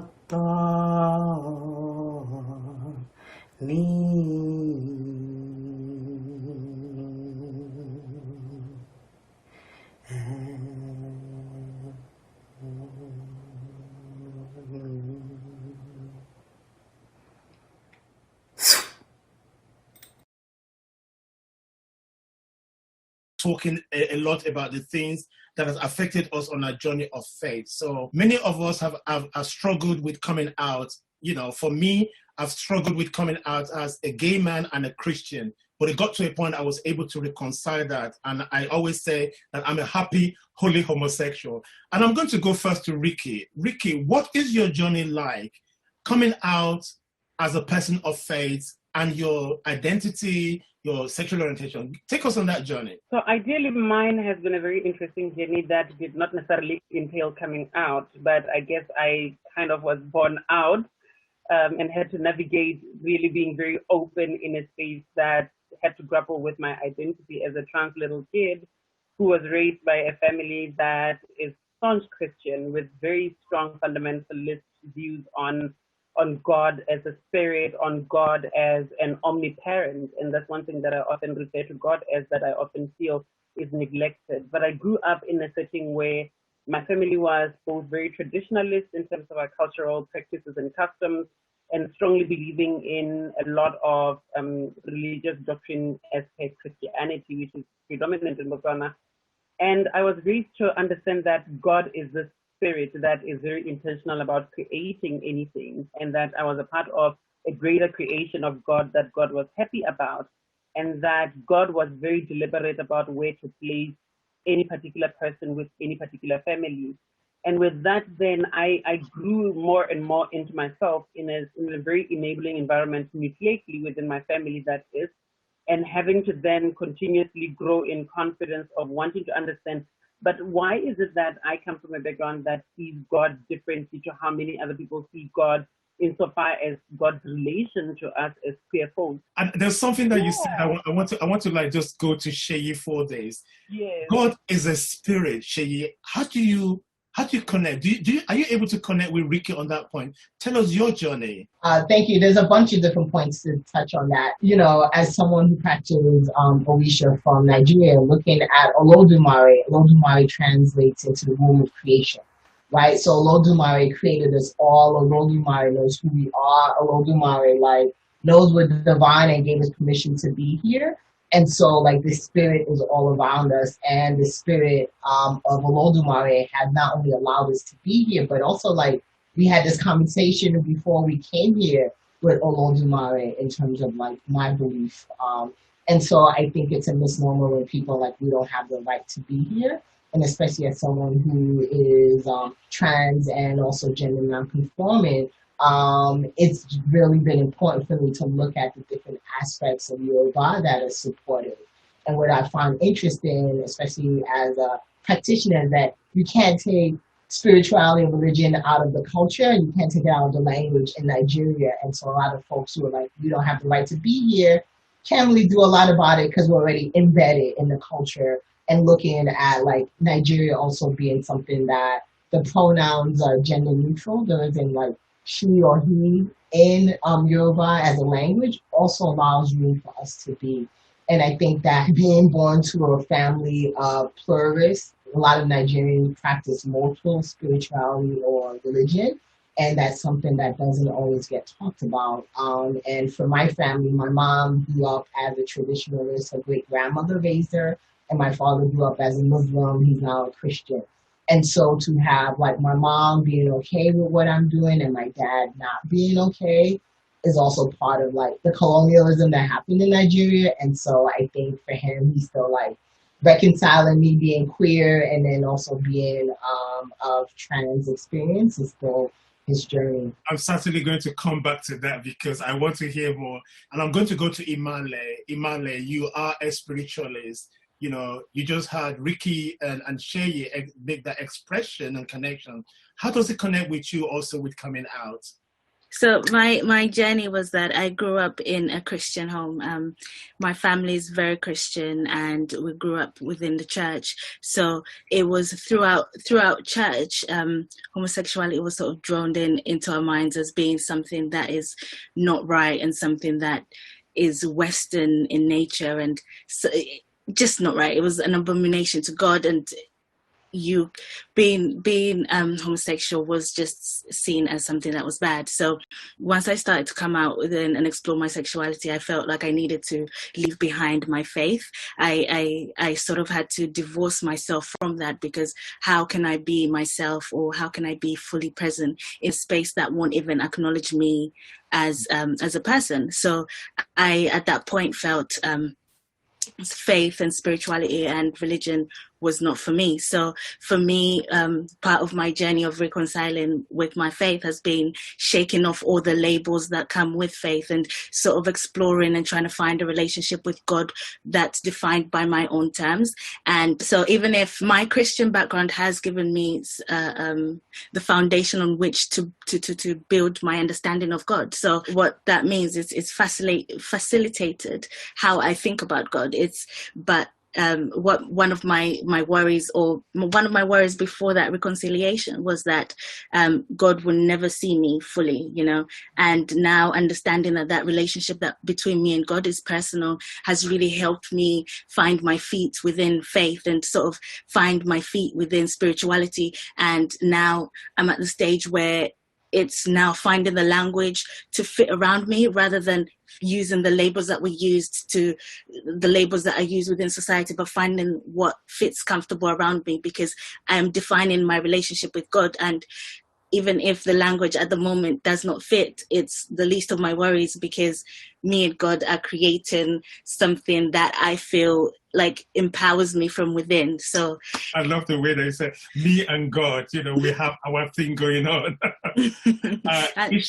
Ishmael, coming out as a person of faith in Islam for you, how was it? Yeah, thank you very much for the opportunity. I want to ride on to what Imali has just mentioned, that it's more, what matters is about your relationship with God and how you work it out. For me, reconciling my sexuality and my faith was one of the best things that ever did happened to me. My struggle and my journey in my denials was around faith. It was not about what people would say. It was about doing the right thing in my faith, given that I grew up in both Islam and Christianity. My mother is a Christian, is a Muslim. My father is a Christian. And having tested of the two religions, and in my struggles, I tried to balance into finding the answers into these two faiths. And my breaking point basically was at that time when I was able to reconcile, and it was a journey that I was led into. I was not prepared for it. It's only up to that time that I realized that the two can actually work. Because for me, my struggle was about the two not working together. But when I found out that two can work together, we can find a way of working them together. This was the best thing that ever happened to me. But then, my coming out really, for my friends, I came out slowly by slowly. To whosoever mattered. Until now, I can say that I've not completely come out to some people. I'm open, as you can know me, but I don't think I have come out to most of my people. For my family, just when I was preparing, I felt that I was ready to come out to them. I was outed to them, and I took the opportunity to really speak out about it. And I think you already started that conversation, Ishmael, about the joys and challenges of coming out. And I'm going to actually start with you. And I think that it's not always easy. I mean, I personally went through a period of time where I could not tell my Christian friends that I'm gay, and I could not tell my gay friends that I'm a Christian because of the conflict. So I'm actually going to start with you, Ishmael. You know, I mean, tell us, what are the joys, or maybe one joy and one challenge that you face. So just give us a snapshot of those realities. Yeah, I would start with the challenges. The challenges is basically getting space to people in Islam, given the information that people already have, the misinformation that people already have about faith and sexuality, that the two cannot work. You've got to choose between one and two. And for me, the joy is also that not having to hide. I don't have to hide myself in anything. I need space that I get, and I need to speak out. I do not need to weigh out who is in the room and all that. I just speak out because I'm already open as I can. The other thing is about if you realize very well that people are being blackmailed and extorted because they are closeted. Closeted is not a bad thing. But it only gives a comfort for a short while. You need to come out at some point. So for me, I seize every opportunity to speak out, and the joy of myself coming out is that people have gotten used to me in this manner. They do not need me to keep reminding them, I'm gay. They have already come to terms with that. If they have not had come to terms with that, that's their own problem to deal with. Wow, that is very strong. Listen, I'm going to go to Ricky next, because Ricky, you started to talk about the joy of music. I'm sure there must be other joys. And also, don't forget to share the challenges as well. Go on, my sister.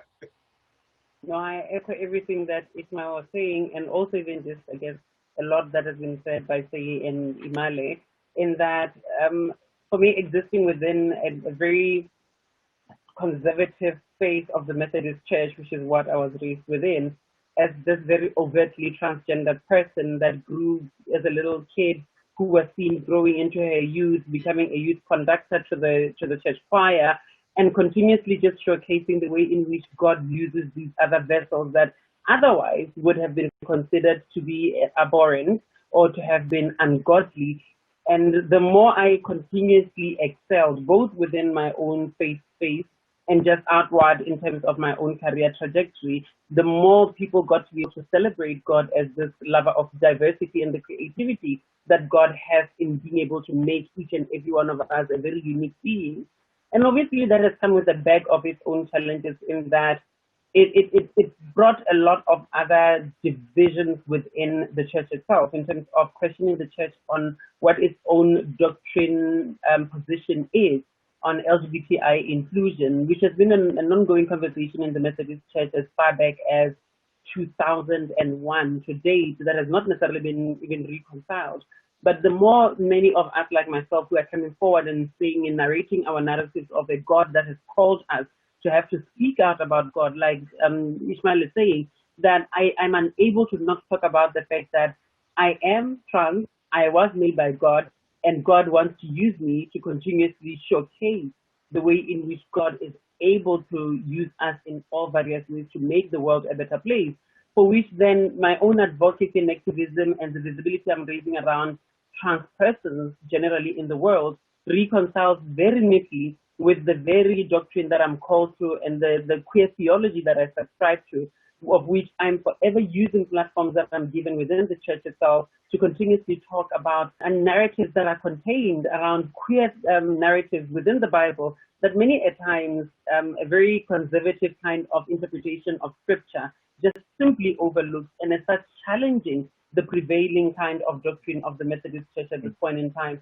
So there has been a lot of pushback, obviously. I have seen friends who've been excommunicated in my church who I really, really loved and cherished, just because they were ministers and they were persons who were queer. I do identify that the pain that many people have been through. But I really want to go to Seyi. Are you able to connect with what Ishmael and Ricky has said, particularly around the joys and challenges? And what's your own journey? Because as an Ifa practitioner, you must have had the challenges and also being a non-binary individual. It's a journey.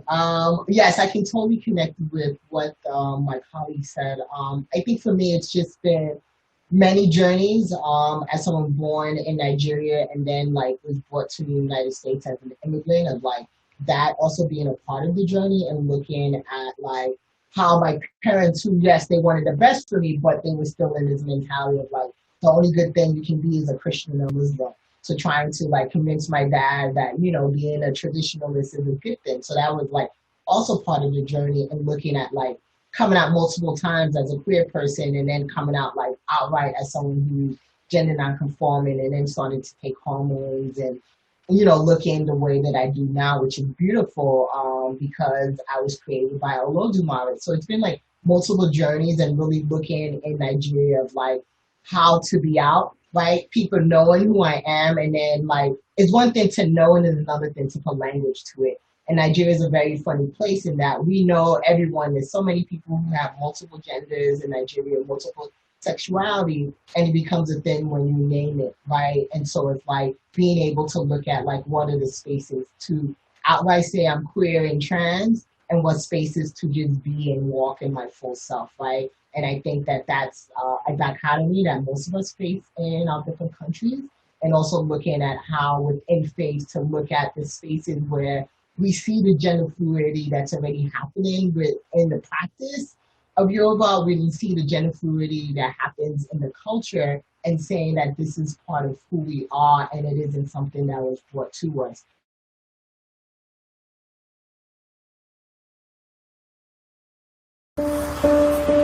When they realized that I'm that queer preacher, they refused me, threatened that I may take their wives, but I'm not that kind of person. I love the gospel, I have the call, I never remain in comfort zones. Say, precious Jesus, I reject homosexuality today. I had internalized the fact that I was actually a sinner. Sexual activity between people of the same sex is destructive. The bounty was put on our heads, so a lot of us left the country. People harassed me the way I was so girly. Those who are still in Kenya live in constant fear every day. We decided, okay, can we have our own little fellowship? The first day I went to CSA, I felt the kind of love that I've never gotten in church. Do you ignore texts that you're not comfortable with? At CC, we take the Bible very seriously, but we just don't take it literally. I thank God for whom I am. Prayer is where you will find direction. Mwende Mungu, hivyo madongodani wa ulivyo, na ikishindikana kaa kama mimi, utafurahia. Unafaa. I am actually gay because God made me this way. God is the architect of my gay.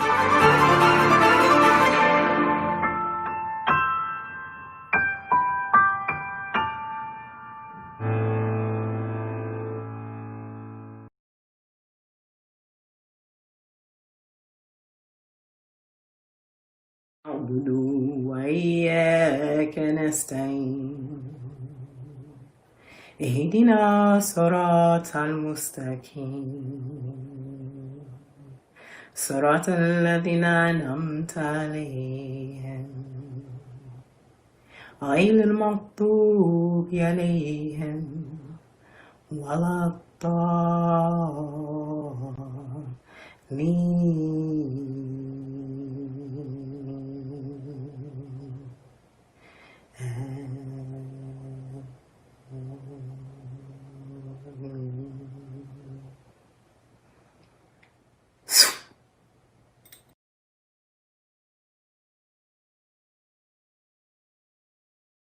Happy Pride, everyone. For me, Pride means my right to exist. C'est la célébration de ce que nous sommes, de ce que nous faisons, mais aussi pour documenter et archiver. From all regions coming together and loving each other. As white people, as one voice, not hesitating to show their true colors. Para o continente africano, que é a primeira parada do orgulho LGBTI virtual. Hi, I am Reverend Jide Macaulay. My name is Mahira Lapel. I'm Kevin Mochiro, a gay activist from Kenya. My name is Miss Sahara. My name is Nuni Salma. I'm a writer and filmmaker. My name is Ruth Merimo. I am very proudly Zimbabwean lesbian. My name is John Amechi. I'm a psychologist. My name is Tana, and I'm a very proud queer African. Je suis Danilo da Silva, pastor ativista LGBT. I'm Athol. I'm Chugala. Hi, my name is Manuel. My name is Napia Tweni. We are stronger when we are united and together in fighting against our oppression. In spite of the various challenges we as queer folk face on the continent, we're still standing, we're still strong, and we're still proud. And this is something to celebrate. So be proud of yourself, be safe, and be unapologetically you. Happy Pride. Happy Pride Afrique. Bye-bye.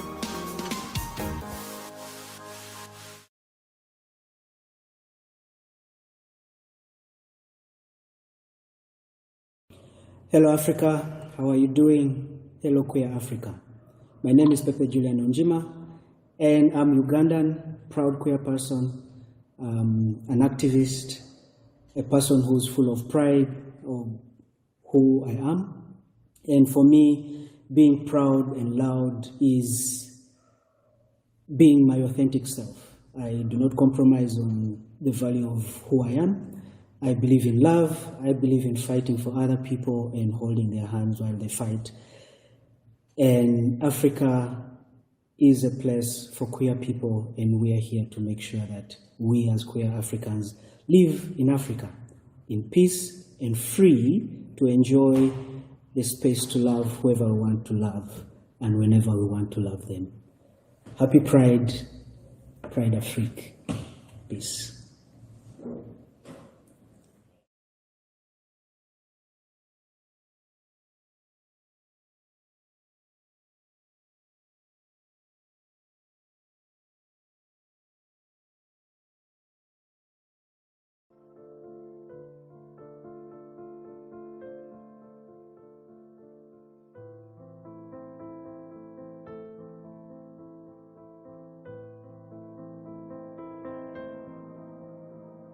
I remember 2014 so clearly, like it was yesterday.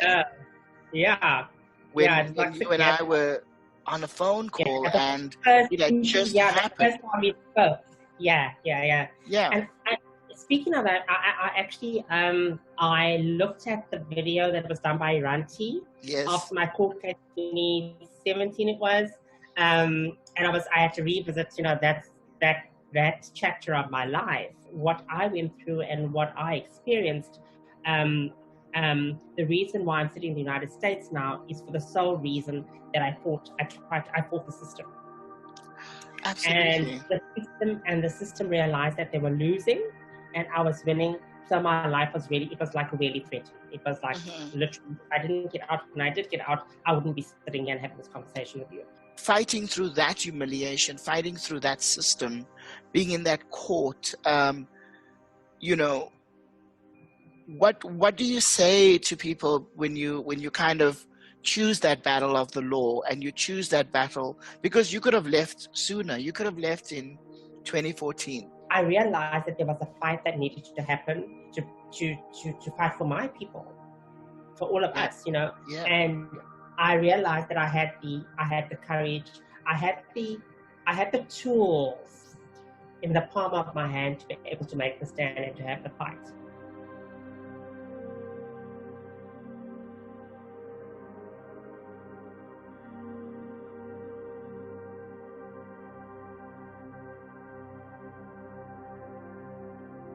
What you did was incredible because even when you went through 2014, in 2015, you started Treat.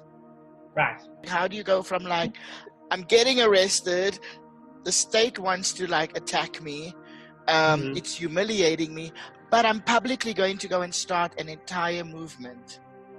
Amazing. Yeah, so like I'm saying, I realized that there was a fight, there was a battle to be won, not only for me, but for the whole trans community of the country and the region. And the only way to do that was to form an organization. And I'm very proud to say I was able to have it registered in a country which was extremely transphobic, homophobic, and all the rest of it. But it was a lot of hard work.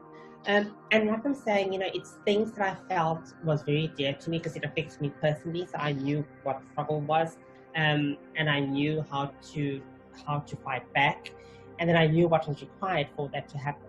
And I'm so thankful that my legacy still lives on. They're still doing extremely well. Things are still moving in the right direction. And I I think for me, the lesson that I'm taking from that experience is that there's litigation, but there's movements that have to exist, because after a judgment, what happens, right? We still have to fight this fight. We still have to continue. And you really presented a great model of how litigation and advocacy and movement building absolutely has to go hand in hand. Like, there can be no legal victory without the victories of for trans people, right? Right, yeah. So I mean, so like, you know, like the question is like, what next? You know what I'm saying? So I got arrested, so what next? So what next was the organization was formed. What next? The Southern Africa movement, you know, I was very instrumental in driving the movement in the region of Southern Africa. Absolutely. And they're like, now having won the court case and now having set this precedent, what next now? So that's something I'm thinking very, very strongly about and strategically around as to what next. What's the next thing that we do? But it's I mean, the court victory was only like less than a year ago, so I'm working on you know what's the next step from here.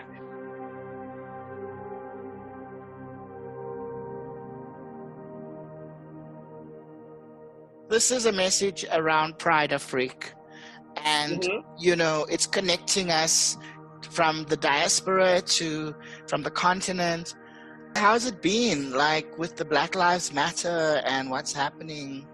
You know, when you're a foreigner that comes to the United States, it's all, you know, the perception, it's the land of milk and honey, and it's a place where you come and you'll be free and you do what you want to do and you expect like to walk around freely. But then, I mean, living here now and seeing what's going on, it just comes back to home, how the perceptions that we have coming from the global south and particularly from Africa are so misplaced, because you know you expect to come to the United States and you know you are this welcomed with open arms, but like I work for a non-profit that's run by trans women of color. Amazing. And so we're competing in DC. We're competing against like 19 other non-profits funded by the same government, but we're at the bottom of the rung of the whole hierarchy of funding, for example. It's disappointing, you know, for want of a better word, but us just, you know, for me to be in this situation and living in a country and being a resident of a country where they're rolling back all these gains that were achieved in the time of Obama with regards to like the bathroom laws, the trans people in the armed forces, you know, they're looking at rolling back the healthcare system on trans people. So it's all these things. But then again, like, the advantage of the US is any government has a 4-year term. And we hopefully in November this year, we'll see a change in administration, and then things will, you know, it'll be a hippie parade. But Ricky, we were hopeful when Mugabe left. I know. We said, thank God, you know, rest in peace, but thank God, right? What is your parting message to Pride Afrique and everybody that's going to be watching this interview? Pride to me means recognizing my individuality and accepting who I actually am and being able to stand for who I am. I totally agree with you. And I think Pride for trans people is the beginning parts of Pride is a celebration, but it's also an act of protest. And there can be no Pride without trans visibility. Yes, so the activists that started Pride were actually trans women, black trans women. And it was taken over by white gay men. It became a white gay men domain. Yes. And without recognizing what the black trans women in the United States did in starting this whole revolution against cisheteronormative oppression. And that speaks volumes as to what Pride actually is and who I feel it belongs to at the end of the day, because that was actually we started the fight and we won the fight. Well, you know, Sylvia Rivera, Marsha P. Johnson, we salute them in the US. But here in our region, we salute you. And we want to say that you are our icon, and that you've done amazing work starting the Southern African Trans Forum, starting Treat, really your diligence. And so I want to celebrate you, and I want to say that your presence in the US, I hope they really appreciate all the skills and all the intelligence and the resilience you're giving to them. We feel depleted because you're not here, but you are with us, and I know that you're always with us. And I want to celebrate you as an icon for what you did in that litigation, that you gave hope not only to Zimbabwean trans people, but to trans people in Africa. And I just want to say thank you.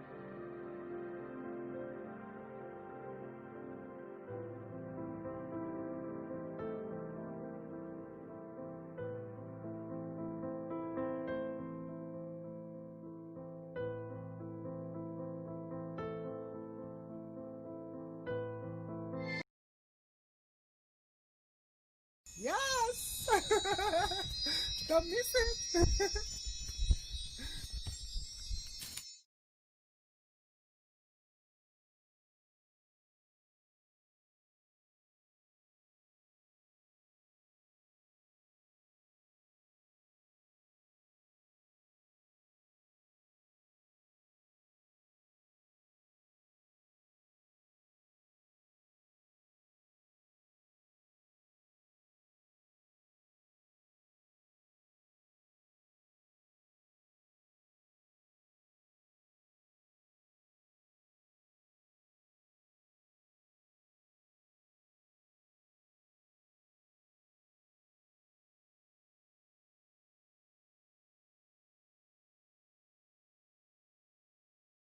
I'm Honey Davenport, and I just want to say I support Pride Afrique. Organizations like this have legitimately changed my life. As a young queer person of color growing up in West Philadelphia, I was fortunate enough to travel to Senegal, Nigeria, and the Ivory Coast to perform with a troupe called Journey to Freedom. And if not for connecting with my brothers and sisters in Africa and really connecting with who I am as an African person, a person of African descent living in America, who is also a queer person of color, I really wouldn't have this life experience that I have right now. And organizations like Pride Afrique, which inspire and help people all over the world to be who they are, even if they live in Africa, are incredibly amazing. I support them because guess what? It does get better. If you believe in yourself and you fight for everything you know to be true and everything you want to see in your world, anything you want is possible. And organizations like Pride Afrique help to do that. So I support Pride Afrique.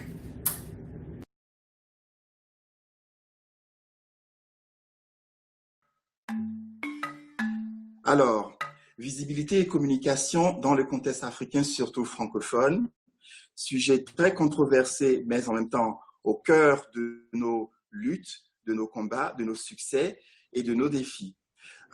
Aujourd'hui, avec nos panélistes Kamen, Liwandi, François Boudiabi, Camille, Sofiane et Cheikh Sidibé, vous allez nous donner, partager avec nous vos perspectives sur cette question en tant qu'activiste, membre des communautés LGBTQ+, et en tant qu'individu dans la société de façon générale.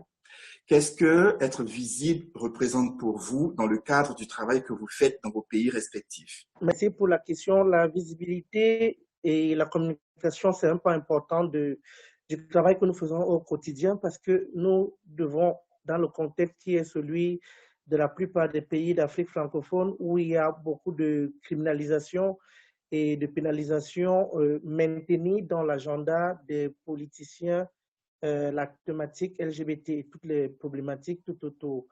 Alors, il est question, selon le type de contexte et les approches que les communautés et les groupes de communautés décident de prendre, de réfléchir à la meilleure façon d'être visible. Parce qu'il faut savoir qu'être visible a ceci de bon que nous maintenons l'existence dans le vécu des décideurs et des alliés, mais à côté de ça, ça peut avoir un double tranchant sur les communautés que nous décidons de défendre. Être visible pour nous consiste essentiellement à maintenir le sujet dans l'actualité, dans les stratégies de plaidoyer, mais tout en protégeant les communautés autour. Dans le contexte africain et dans le contexte francophone, c'est très compliqué. Nous avons vu beaucoup plus d'avancées à ce niveau dans d'autres parties de l'Afrique qui sont des parties beaucoup plus anglophones, à la limite même des parties lusophones, mais on a encore beaucoup de problèmes au niveau de l'Afrique noire. Et cela peut être rattaché à des préoccupations d'ordre sociologique, historique, politique et même personnel pour certains groupes. Mais nous avons eu le cas du Gabon qui est un cas, si on peut le dire comme ça, avant-gardiste, qui est à la croisée de nos deux préoccupations. Le combat est resté visible, il a été mené jusqu'à la dépénalisation, mais il y a eu des retombées parce que la dépénalisation n'a pas encadré la protection des personnes derrière. Donc, c'est un double défi en Afrique francophone de pouvoir rester visible parce qu'il faut rappeler tout le temps aux dirigeants que nous ne sommes pas des abstractions, parce que beaucoup pensent que c'est des abstractions ou bien c'est des personnes venues d'une autre planète, c'est des personnes qui vivent au sein des communautés avec des préoccupations dans ces communautés. Donc, il est question de toujours garder ça en tête, maintenir la visibilité à travers les leaders d'opinion, à travers les politiciens, à travers la société civile. Mais à côté de ça, c'est de protéger dans un contexte sociologique où nous savons que la violence homophobe est presque légale dans beaucoup de nos pays, c'est de protéger nos communautés. Ça, c'est une première approche de ce que je vois à travers le défi de la visibilité en Afrique en général et en Afrique francophone en particulier. Merci Kamel, merci pour cette belle intervention. Sofiane, dans un contexte maghrébin ou plus précisément dans un contexte marocain, c'est vrai qu'on entend souvent des histoires, mais étant donné qu'une partie de ta recherche aussi, ou de tes recherches portent sur cette question que, comme je le disais un peu plus tôt, est au cœur de nos combats, de nos luttes, de nos défis et de nos succès, comment tu pourrais contextualiser cette question de visibilité et quelles sont les stratégies de communication qui sont mises en place pour mieux articuler ce fait? Merci Carlos. Donc, par rapport à la visibilité, moi personnellement, je crois à la visibilité au pluriel. Du coup, je crois qu'il y a des visibilités et que même l'invisibilité, d'ailleurs, elle ne peut être qu'une visibilité tardive. Ça veut dire qu'elle fait partie d'une stratégie de changement dans un contexte donné.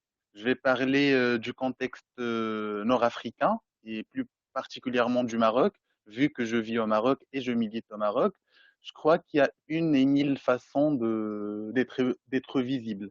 Tout à l'heure, dans le premier panel, il y avait Aminaoui qui nous parlait justement de cette culture cuir marocaine qui existait au Maroc depuis belle lurette. Il nous a parlé de Bouchaïb Bidawi, justement, par exemple, qui utilisait sa visibilité en tant que musicien, en tant qu'artiste transformiste, pour imposer ce qu'il est d'abord, certainement pour changer la situation, parce qu'il était quelqu'un qui assumait ce qu'il est, son identité, etc., mais aussi pour documenter et archiver. Et donc la visibilité est des fois tellement plurielle que elle nous aide à même durant des années à évoluer. Et donc aujourd'hui, par exemple, dans un contexte marocain qui criminalise l'homosexualité, je rappelle quand même que le Maroc est un pays qui criminalise l'homosexualité de 6 mois à 3 ans de prison depuis 1913 et que c'est une loi coloniale donc, qui a été rédigée dans un contexte colonial par un dirigeant par l'IOT qui est lui-même homosexuel et à l'époque, donc voilà, enfin, dans un Maroc où l'homosexualité n'existait pas, d'ailleurs même dans la documentation. Et donc aujourd'hui, en fait, on voit que par rapport à la visibilité, c'est une loi coloniale qui freine cette visibilité. Parce que là, on ne parle pas juste d'assumer une sexualité ou de pouvoir en parler, etc., mais voilà, donc de devenir prisonnier, d'avoir des problèmes avec l'État. Et ça, c'est des choses qu'on voit tous les jours par rapport au Maroc. Et dans ce cas, la visibilité, en fait, il faut la penser au pluriel. D'ailleurs, la visibilité au Maroc, on peut la trouver dans un livre, on peut la trouver dans une chanson. Des fois, elle est tellement implicite, on ne dit pas les choses clairement. Il y a des gens, bien sûr, qui ont fait le choix d'en parler, de militer publiquement et d'être visibles parce qu'ils croient à l'impact de la visibilité en tant que présence physique avec un nom, avec un discours clair. Mais dans un contexte marocain, je crois qu'il est quand même très très important de trouver d'autres moyens, d'autres astuces, d'être malin, voilà, parce qu'il y a un système qui nous espionne. Il faut quand même rappeler que le Maroc, donc, il ne s'agit pas que de la question LGBT, mais il s'agit d'un pays qui opprime les lois, qui opprime les libertés. Il faut le dire comme ça. Donc, il y a des journalistes qui sont arrêtés le plus souvent par rapport à des positions politiques. Et donc, même la question de liberté et d'homosexualité est politisée. Et donc, ce qui peut être une barrière pour notre visibilité. Et dans ce cas, il faut trouver des visibilités au pluriel, comme je l'ai défini dans un livre, dans une chanson. Voilà. Merci beaucoup, Sofiane. Je reviendrai à Kamel. Kamel, tout à l'heure, tu avais abordé le sujet du cas du Gabon. Est-ce que tu pourrais élaborer un peu là-dessus? Un pays francophone en Afrique centrale qui dépénalise l'homosexualité ou les rapports entre personnes de même sexe. Et donc, oui, c'est une victoire d'une part, mais d'autre part, comme tu le disais, ça peut avoir des retombées. Quelle stratégie penses-tu devrait être mise sur pied pour pouvoir mieux s'en servir comme modèle pour les autres pays africains francophones? Ok, le modèle, c'est d'analyser les différentes dynamiques qu'il y a eu au Gabon. Il y a eu plusieurs dynamiques au Gabon. La dynamique sociologique où personne n'a vu venir. La population n'a pas été préparée et je pense même pas que les activistes gabonais de la société civile gabonaise aient été associés. Donc il y a cet aspect sociologique qui n'a pas été pris en compte au Gabon et qui a créé cette grosse vague d'indignation et les différentes violations qu'on a enregistrées. Donc ça, c'est un aspect qu'un autre pays francophone, prenons l'exemple du Cameroun, devrait prendre à son compte. L'avantage que le Cameroun a, c'est que le tissu communautaire LGBT est très touffu au Cameroun avec l'encadre organisation, contrairement au Gabon où c'est balbutiant et encore pas vraiment structuré. Ça, c'est réellement ça. Le deuxième point, c'est au niveau politique. Est-ce que la dépénalisation n'a pas été utilisée pour camoufler autre chose? Est-ce que ce n'est pas une manipulation? Pourquoi maintenant? Il faut se poser la question, pourquoi maintenant? Pourquoi en matière politique, le parti majoritaire au Gabon n'a pas fait asseoir les forces vives de son propre parti pour créer le débat, pour que les politiciens utilisent les armes de la dialectique pour décider de la meilleure approche? Le fait que politiquement ce soit maintenant, est-ce que c'est pour éloigner les Gabonais de l'état de santé de leur président, de tout ce qui se trame dans leur présidence, des élections qui arrivent? Et c'est la même chose au Cameroun et dans beaucoup de pays d'Afrique francophone. Le sujet de l'homosexualité a toujours été instrumentalisé.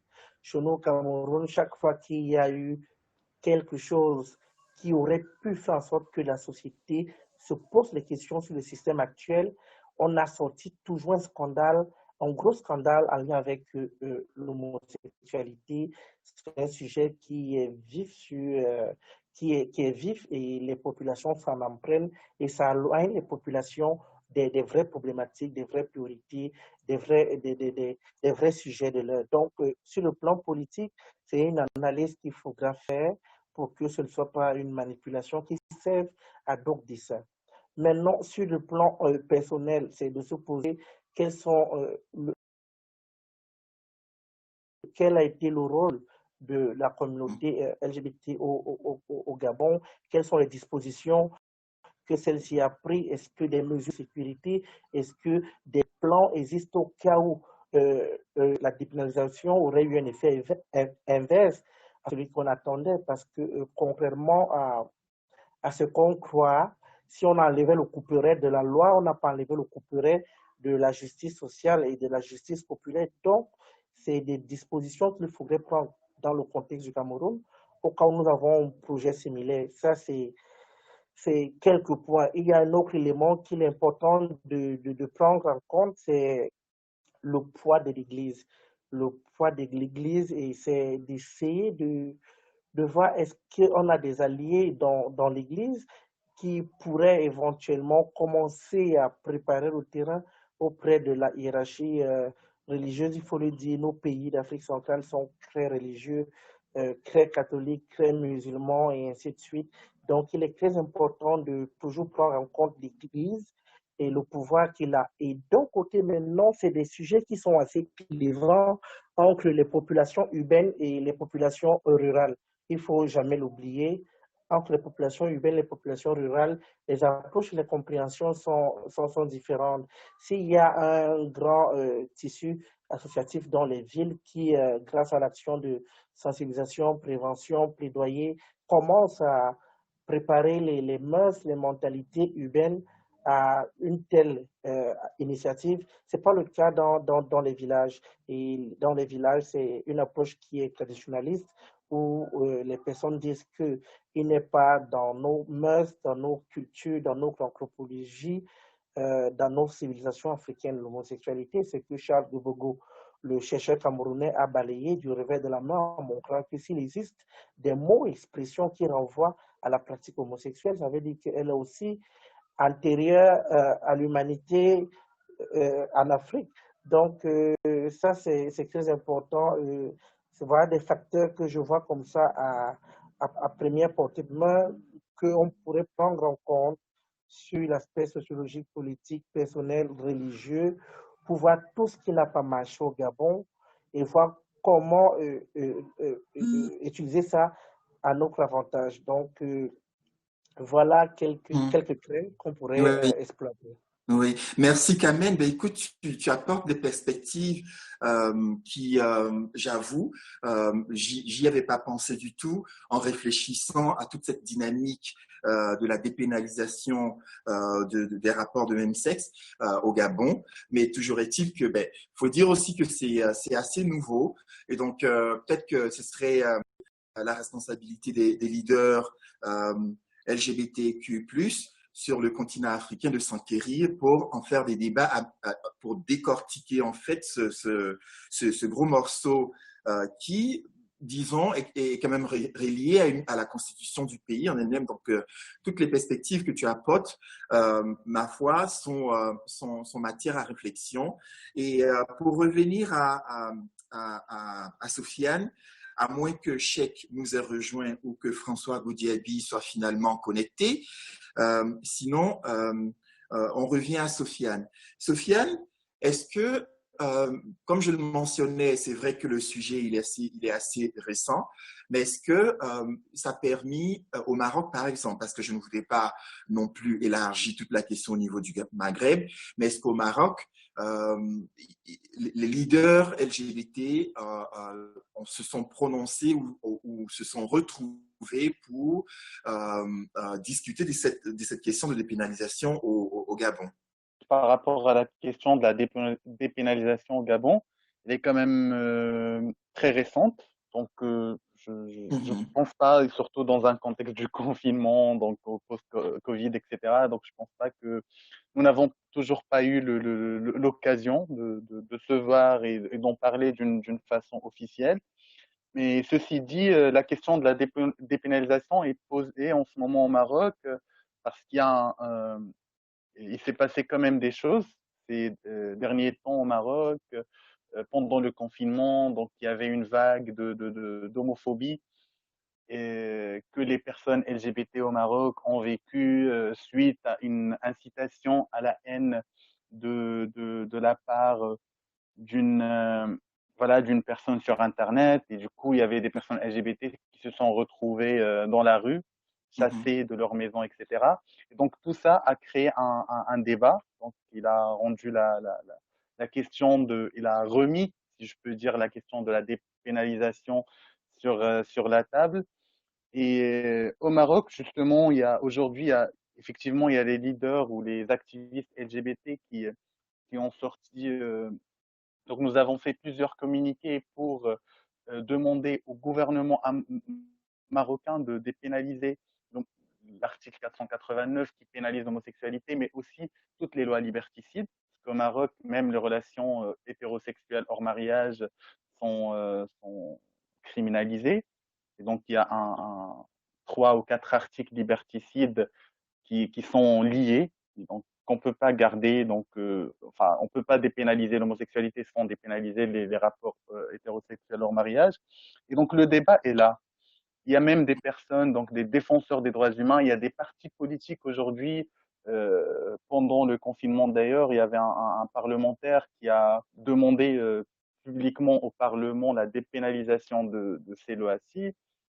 Mais au Maroc, donc, ouais, ce que je peux dire par rapport à cela, c'est que il y a le vrai problème, c'est une volonté d'État. Donc, c'est la volonté, c'est considérer ces questions comme priorité.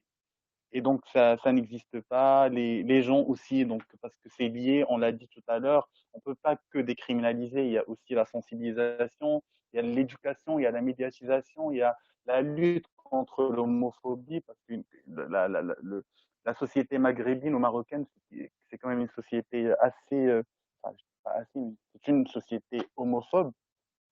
Aujourd'hui, elle est homophobe. On peut parler de la culture, on peut discuter la question, mais aujourd'hui, le fait, c'est que une personne LGBT pourrait subir du lynchage, pourrait être attaquée dans la rue, pourrait subir de l'homophobie scolaire, etc. Et donc, c'est vraiment lié, c'est pas une priorité.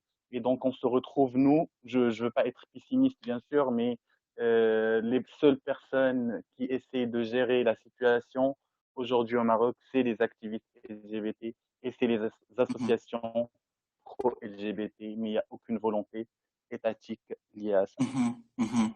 Merci beaucoup, Sofiane. D'une part, on nous dit que la question de sortie du placard, donc entre parenthèses, la visibilité, est un processus personnel. D'autre part, il y a beaucoup d'activistes qui disent que si tu n'es pas visible, donc ton activisme reste à questionner. Quelle est selon vous la jonction ou l'équilibre qu'il faut créer dans ce débat afin de pouvoir mettre sur pied un espace positif et sécuritaire pour toutes les personnes qui interviennent comme leaders dans l'espace LGBT dans vos pays respectifs, mais surtout pour les communautés que nous desservons. Kamen, qu'est-ce que tu penses de ce débat-là? Oui, c'est un débat qui est constant. C'est un débat constant entre, chez nous, on appelle ça l'affichage et ce qui ne s'affiche pas. La question, c'est il faut se déterminer. Est-ce qu'on est activiste? Est-ce qu'on est défenseur des droits humains de manière généraliste? Est-ce qu'on est défenseur des droits des LGBT? Tout un tas de choses. C'est un processus personnel. Je suis d'accord avec toi et je pense qu'il faut plus questionner l'impact de chaque action, l'impact de chaque acteur, plutôt que sa visibilité. Il y en a qui sont visibles et qui ont de l'impact, il y en a qui sont visibles qui n'ont pas d'impact. Et encore que l'impact n'est pas toujours positif, parce que la visibilité que nous projetons construit dans le conscient de la population générale une sorte d'identité commune à tous les LGBT. Ça veut dire si l'activiste qui est visible par des faits qu'on pourrait dire qui heurtent la sensibilité d'une certaine catégorie de personnes.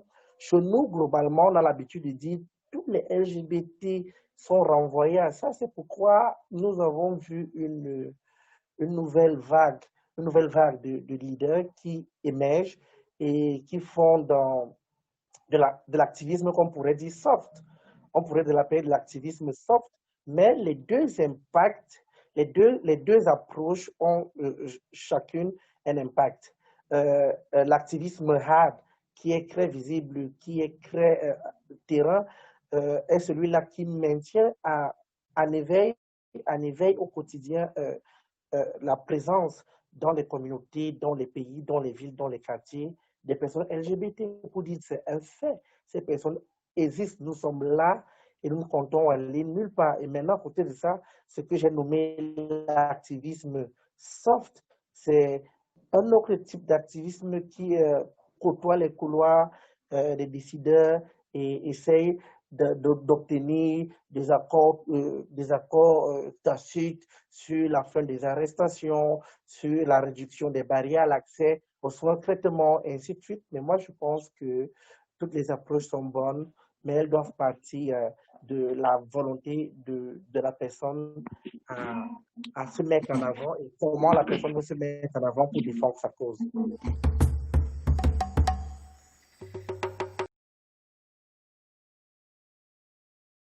Happy Pride, everyone. For me, Pride means my right to exist. C'est la célébration de ce que nous sommes, de ce que nous faisons, mais aussi pour documenter et archiver. From all regions coming together and loving each other. As white people, as one voice, not hesitating to show their true colors.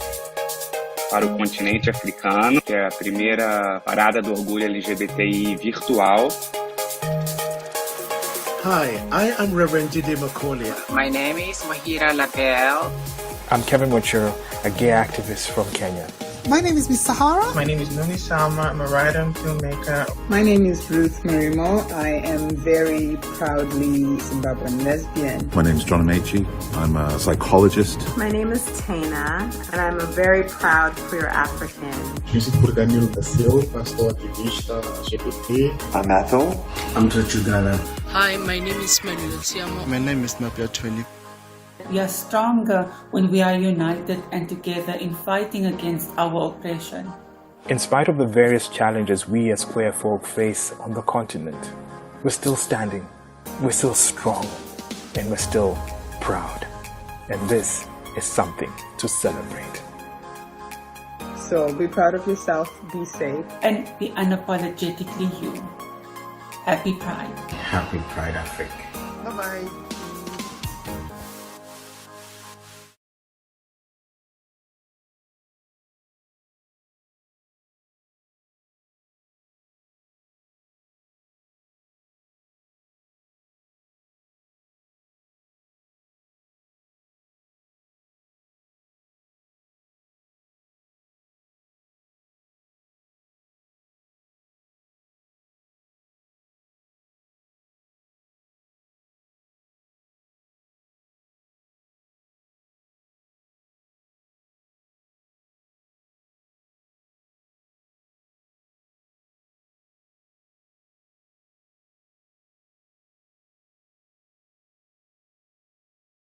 Hi, I'm Bola Dale Balogun. I'm only attracted to the opposite sex. I don't let out. That's who I am. Before now, I have no other impression about gay because I had a lot of experience with gay when I was in school. My friend in school is gay.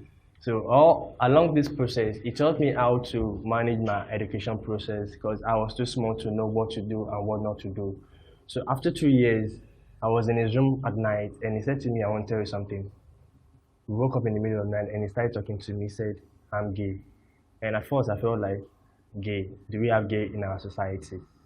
But I couldn't let go because he has done a lot of things for me. He taught me how to be independent of myself, no other experience.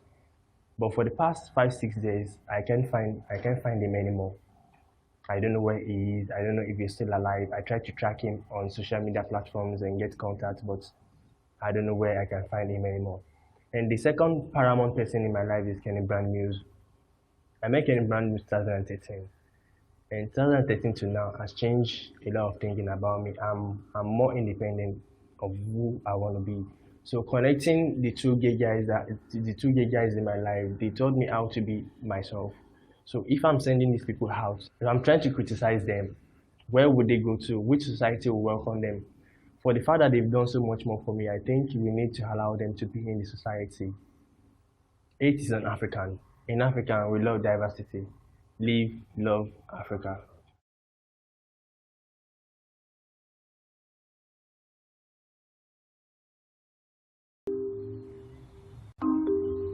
The LGBTQI communities continue to face criminalization and even the death penalty in several countries around the world, including many countries on our own beautiful continent of Africa.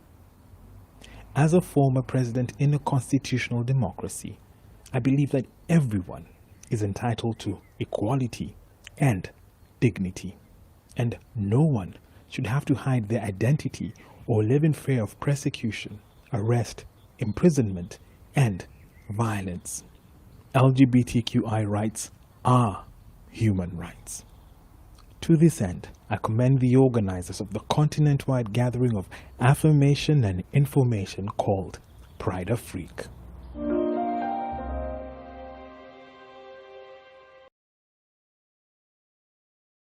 We hope you have enjoyed the first day of Pride Afrique. Remember to join us for day 2 of this 3 days virtual festival. Nous espérons que vous avez apprécié cette première journée de Pride Afrique. Vocês verão pessoas LGBTQ+, africanas, de diferentes países, culturas e bordados. Vocês ouvirão também testemunhos sobre histórias de sucesso, traumas, superação, resiliência e vitórias. I have been Miss Sahara. I look forward to seeing you. Bye-bye! Et merci beaucoup de nous avoir accompagnés pendant ce magnifique voyage. N'oubliez pas de revenir demain pour le 2e jour de ce festival virtuel. À bientôt!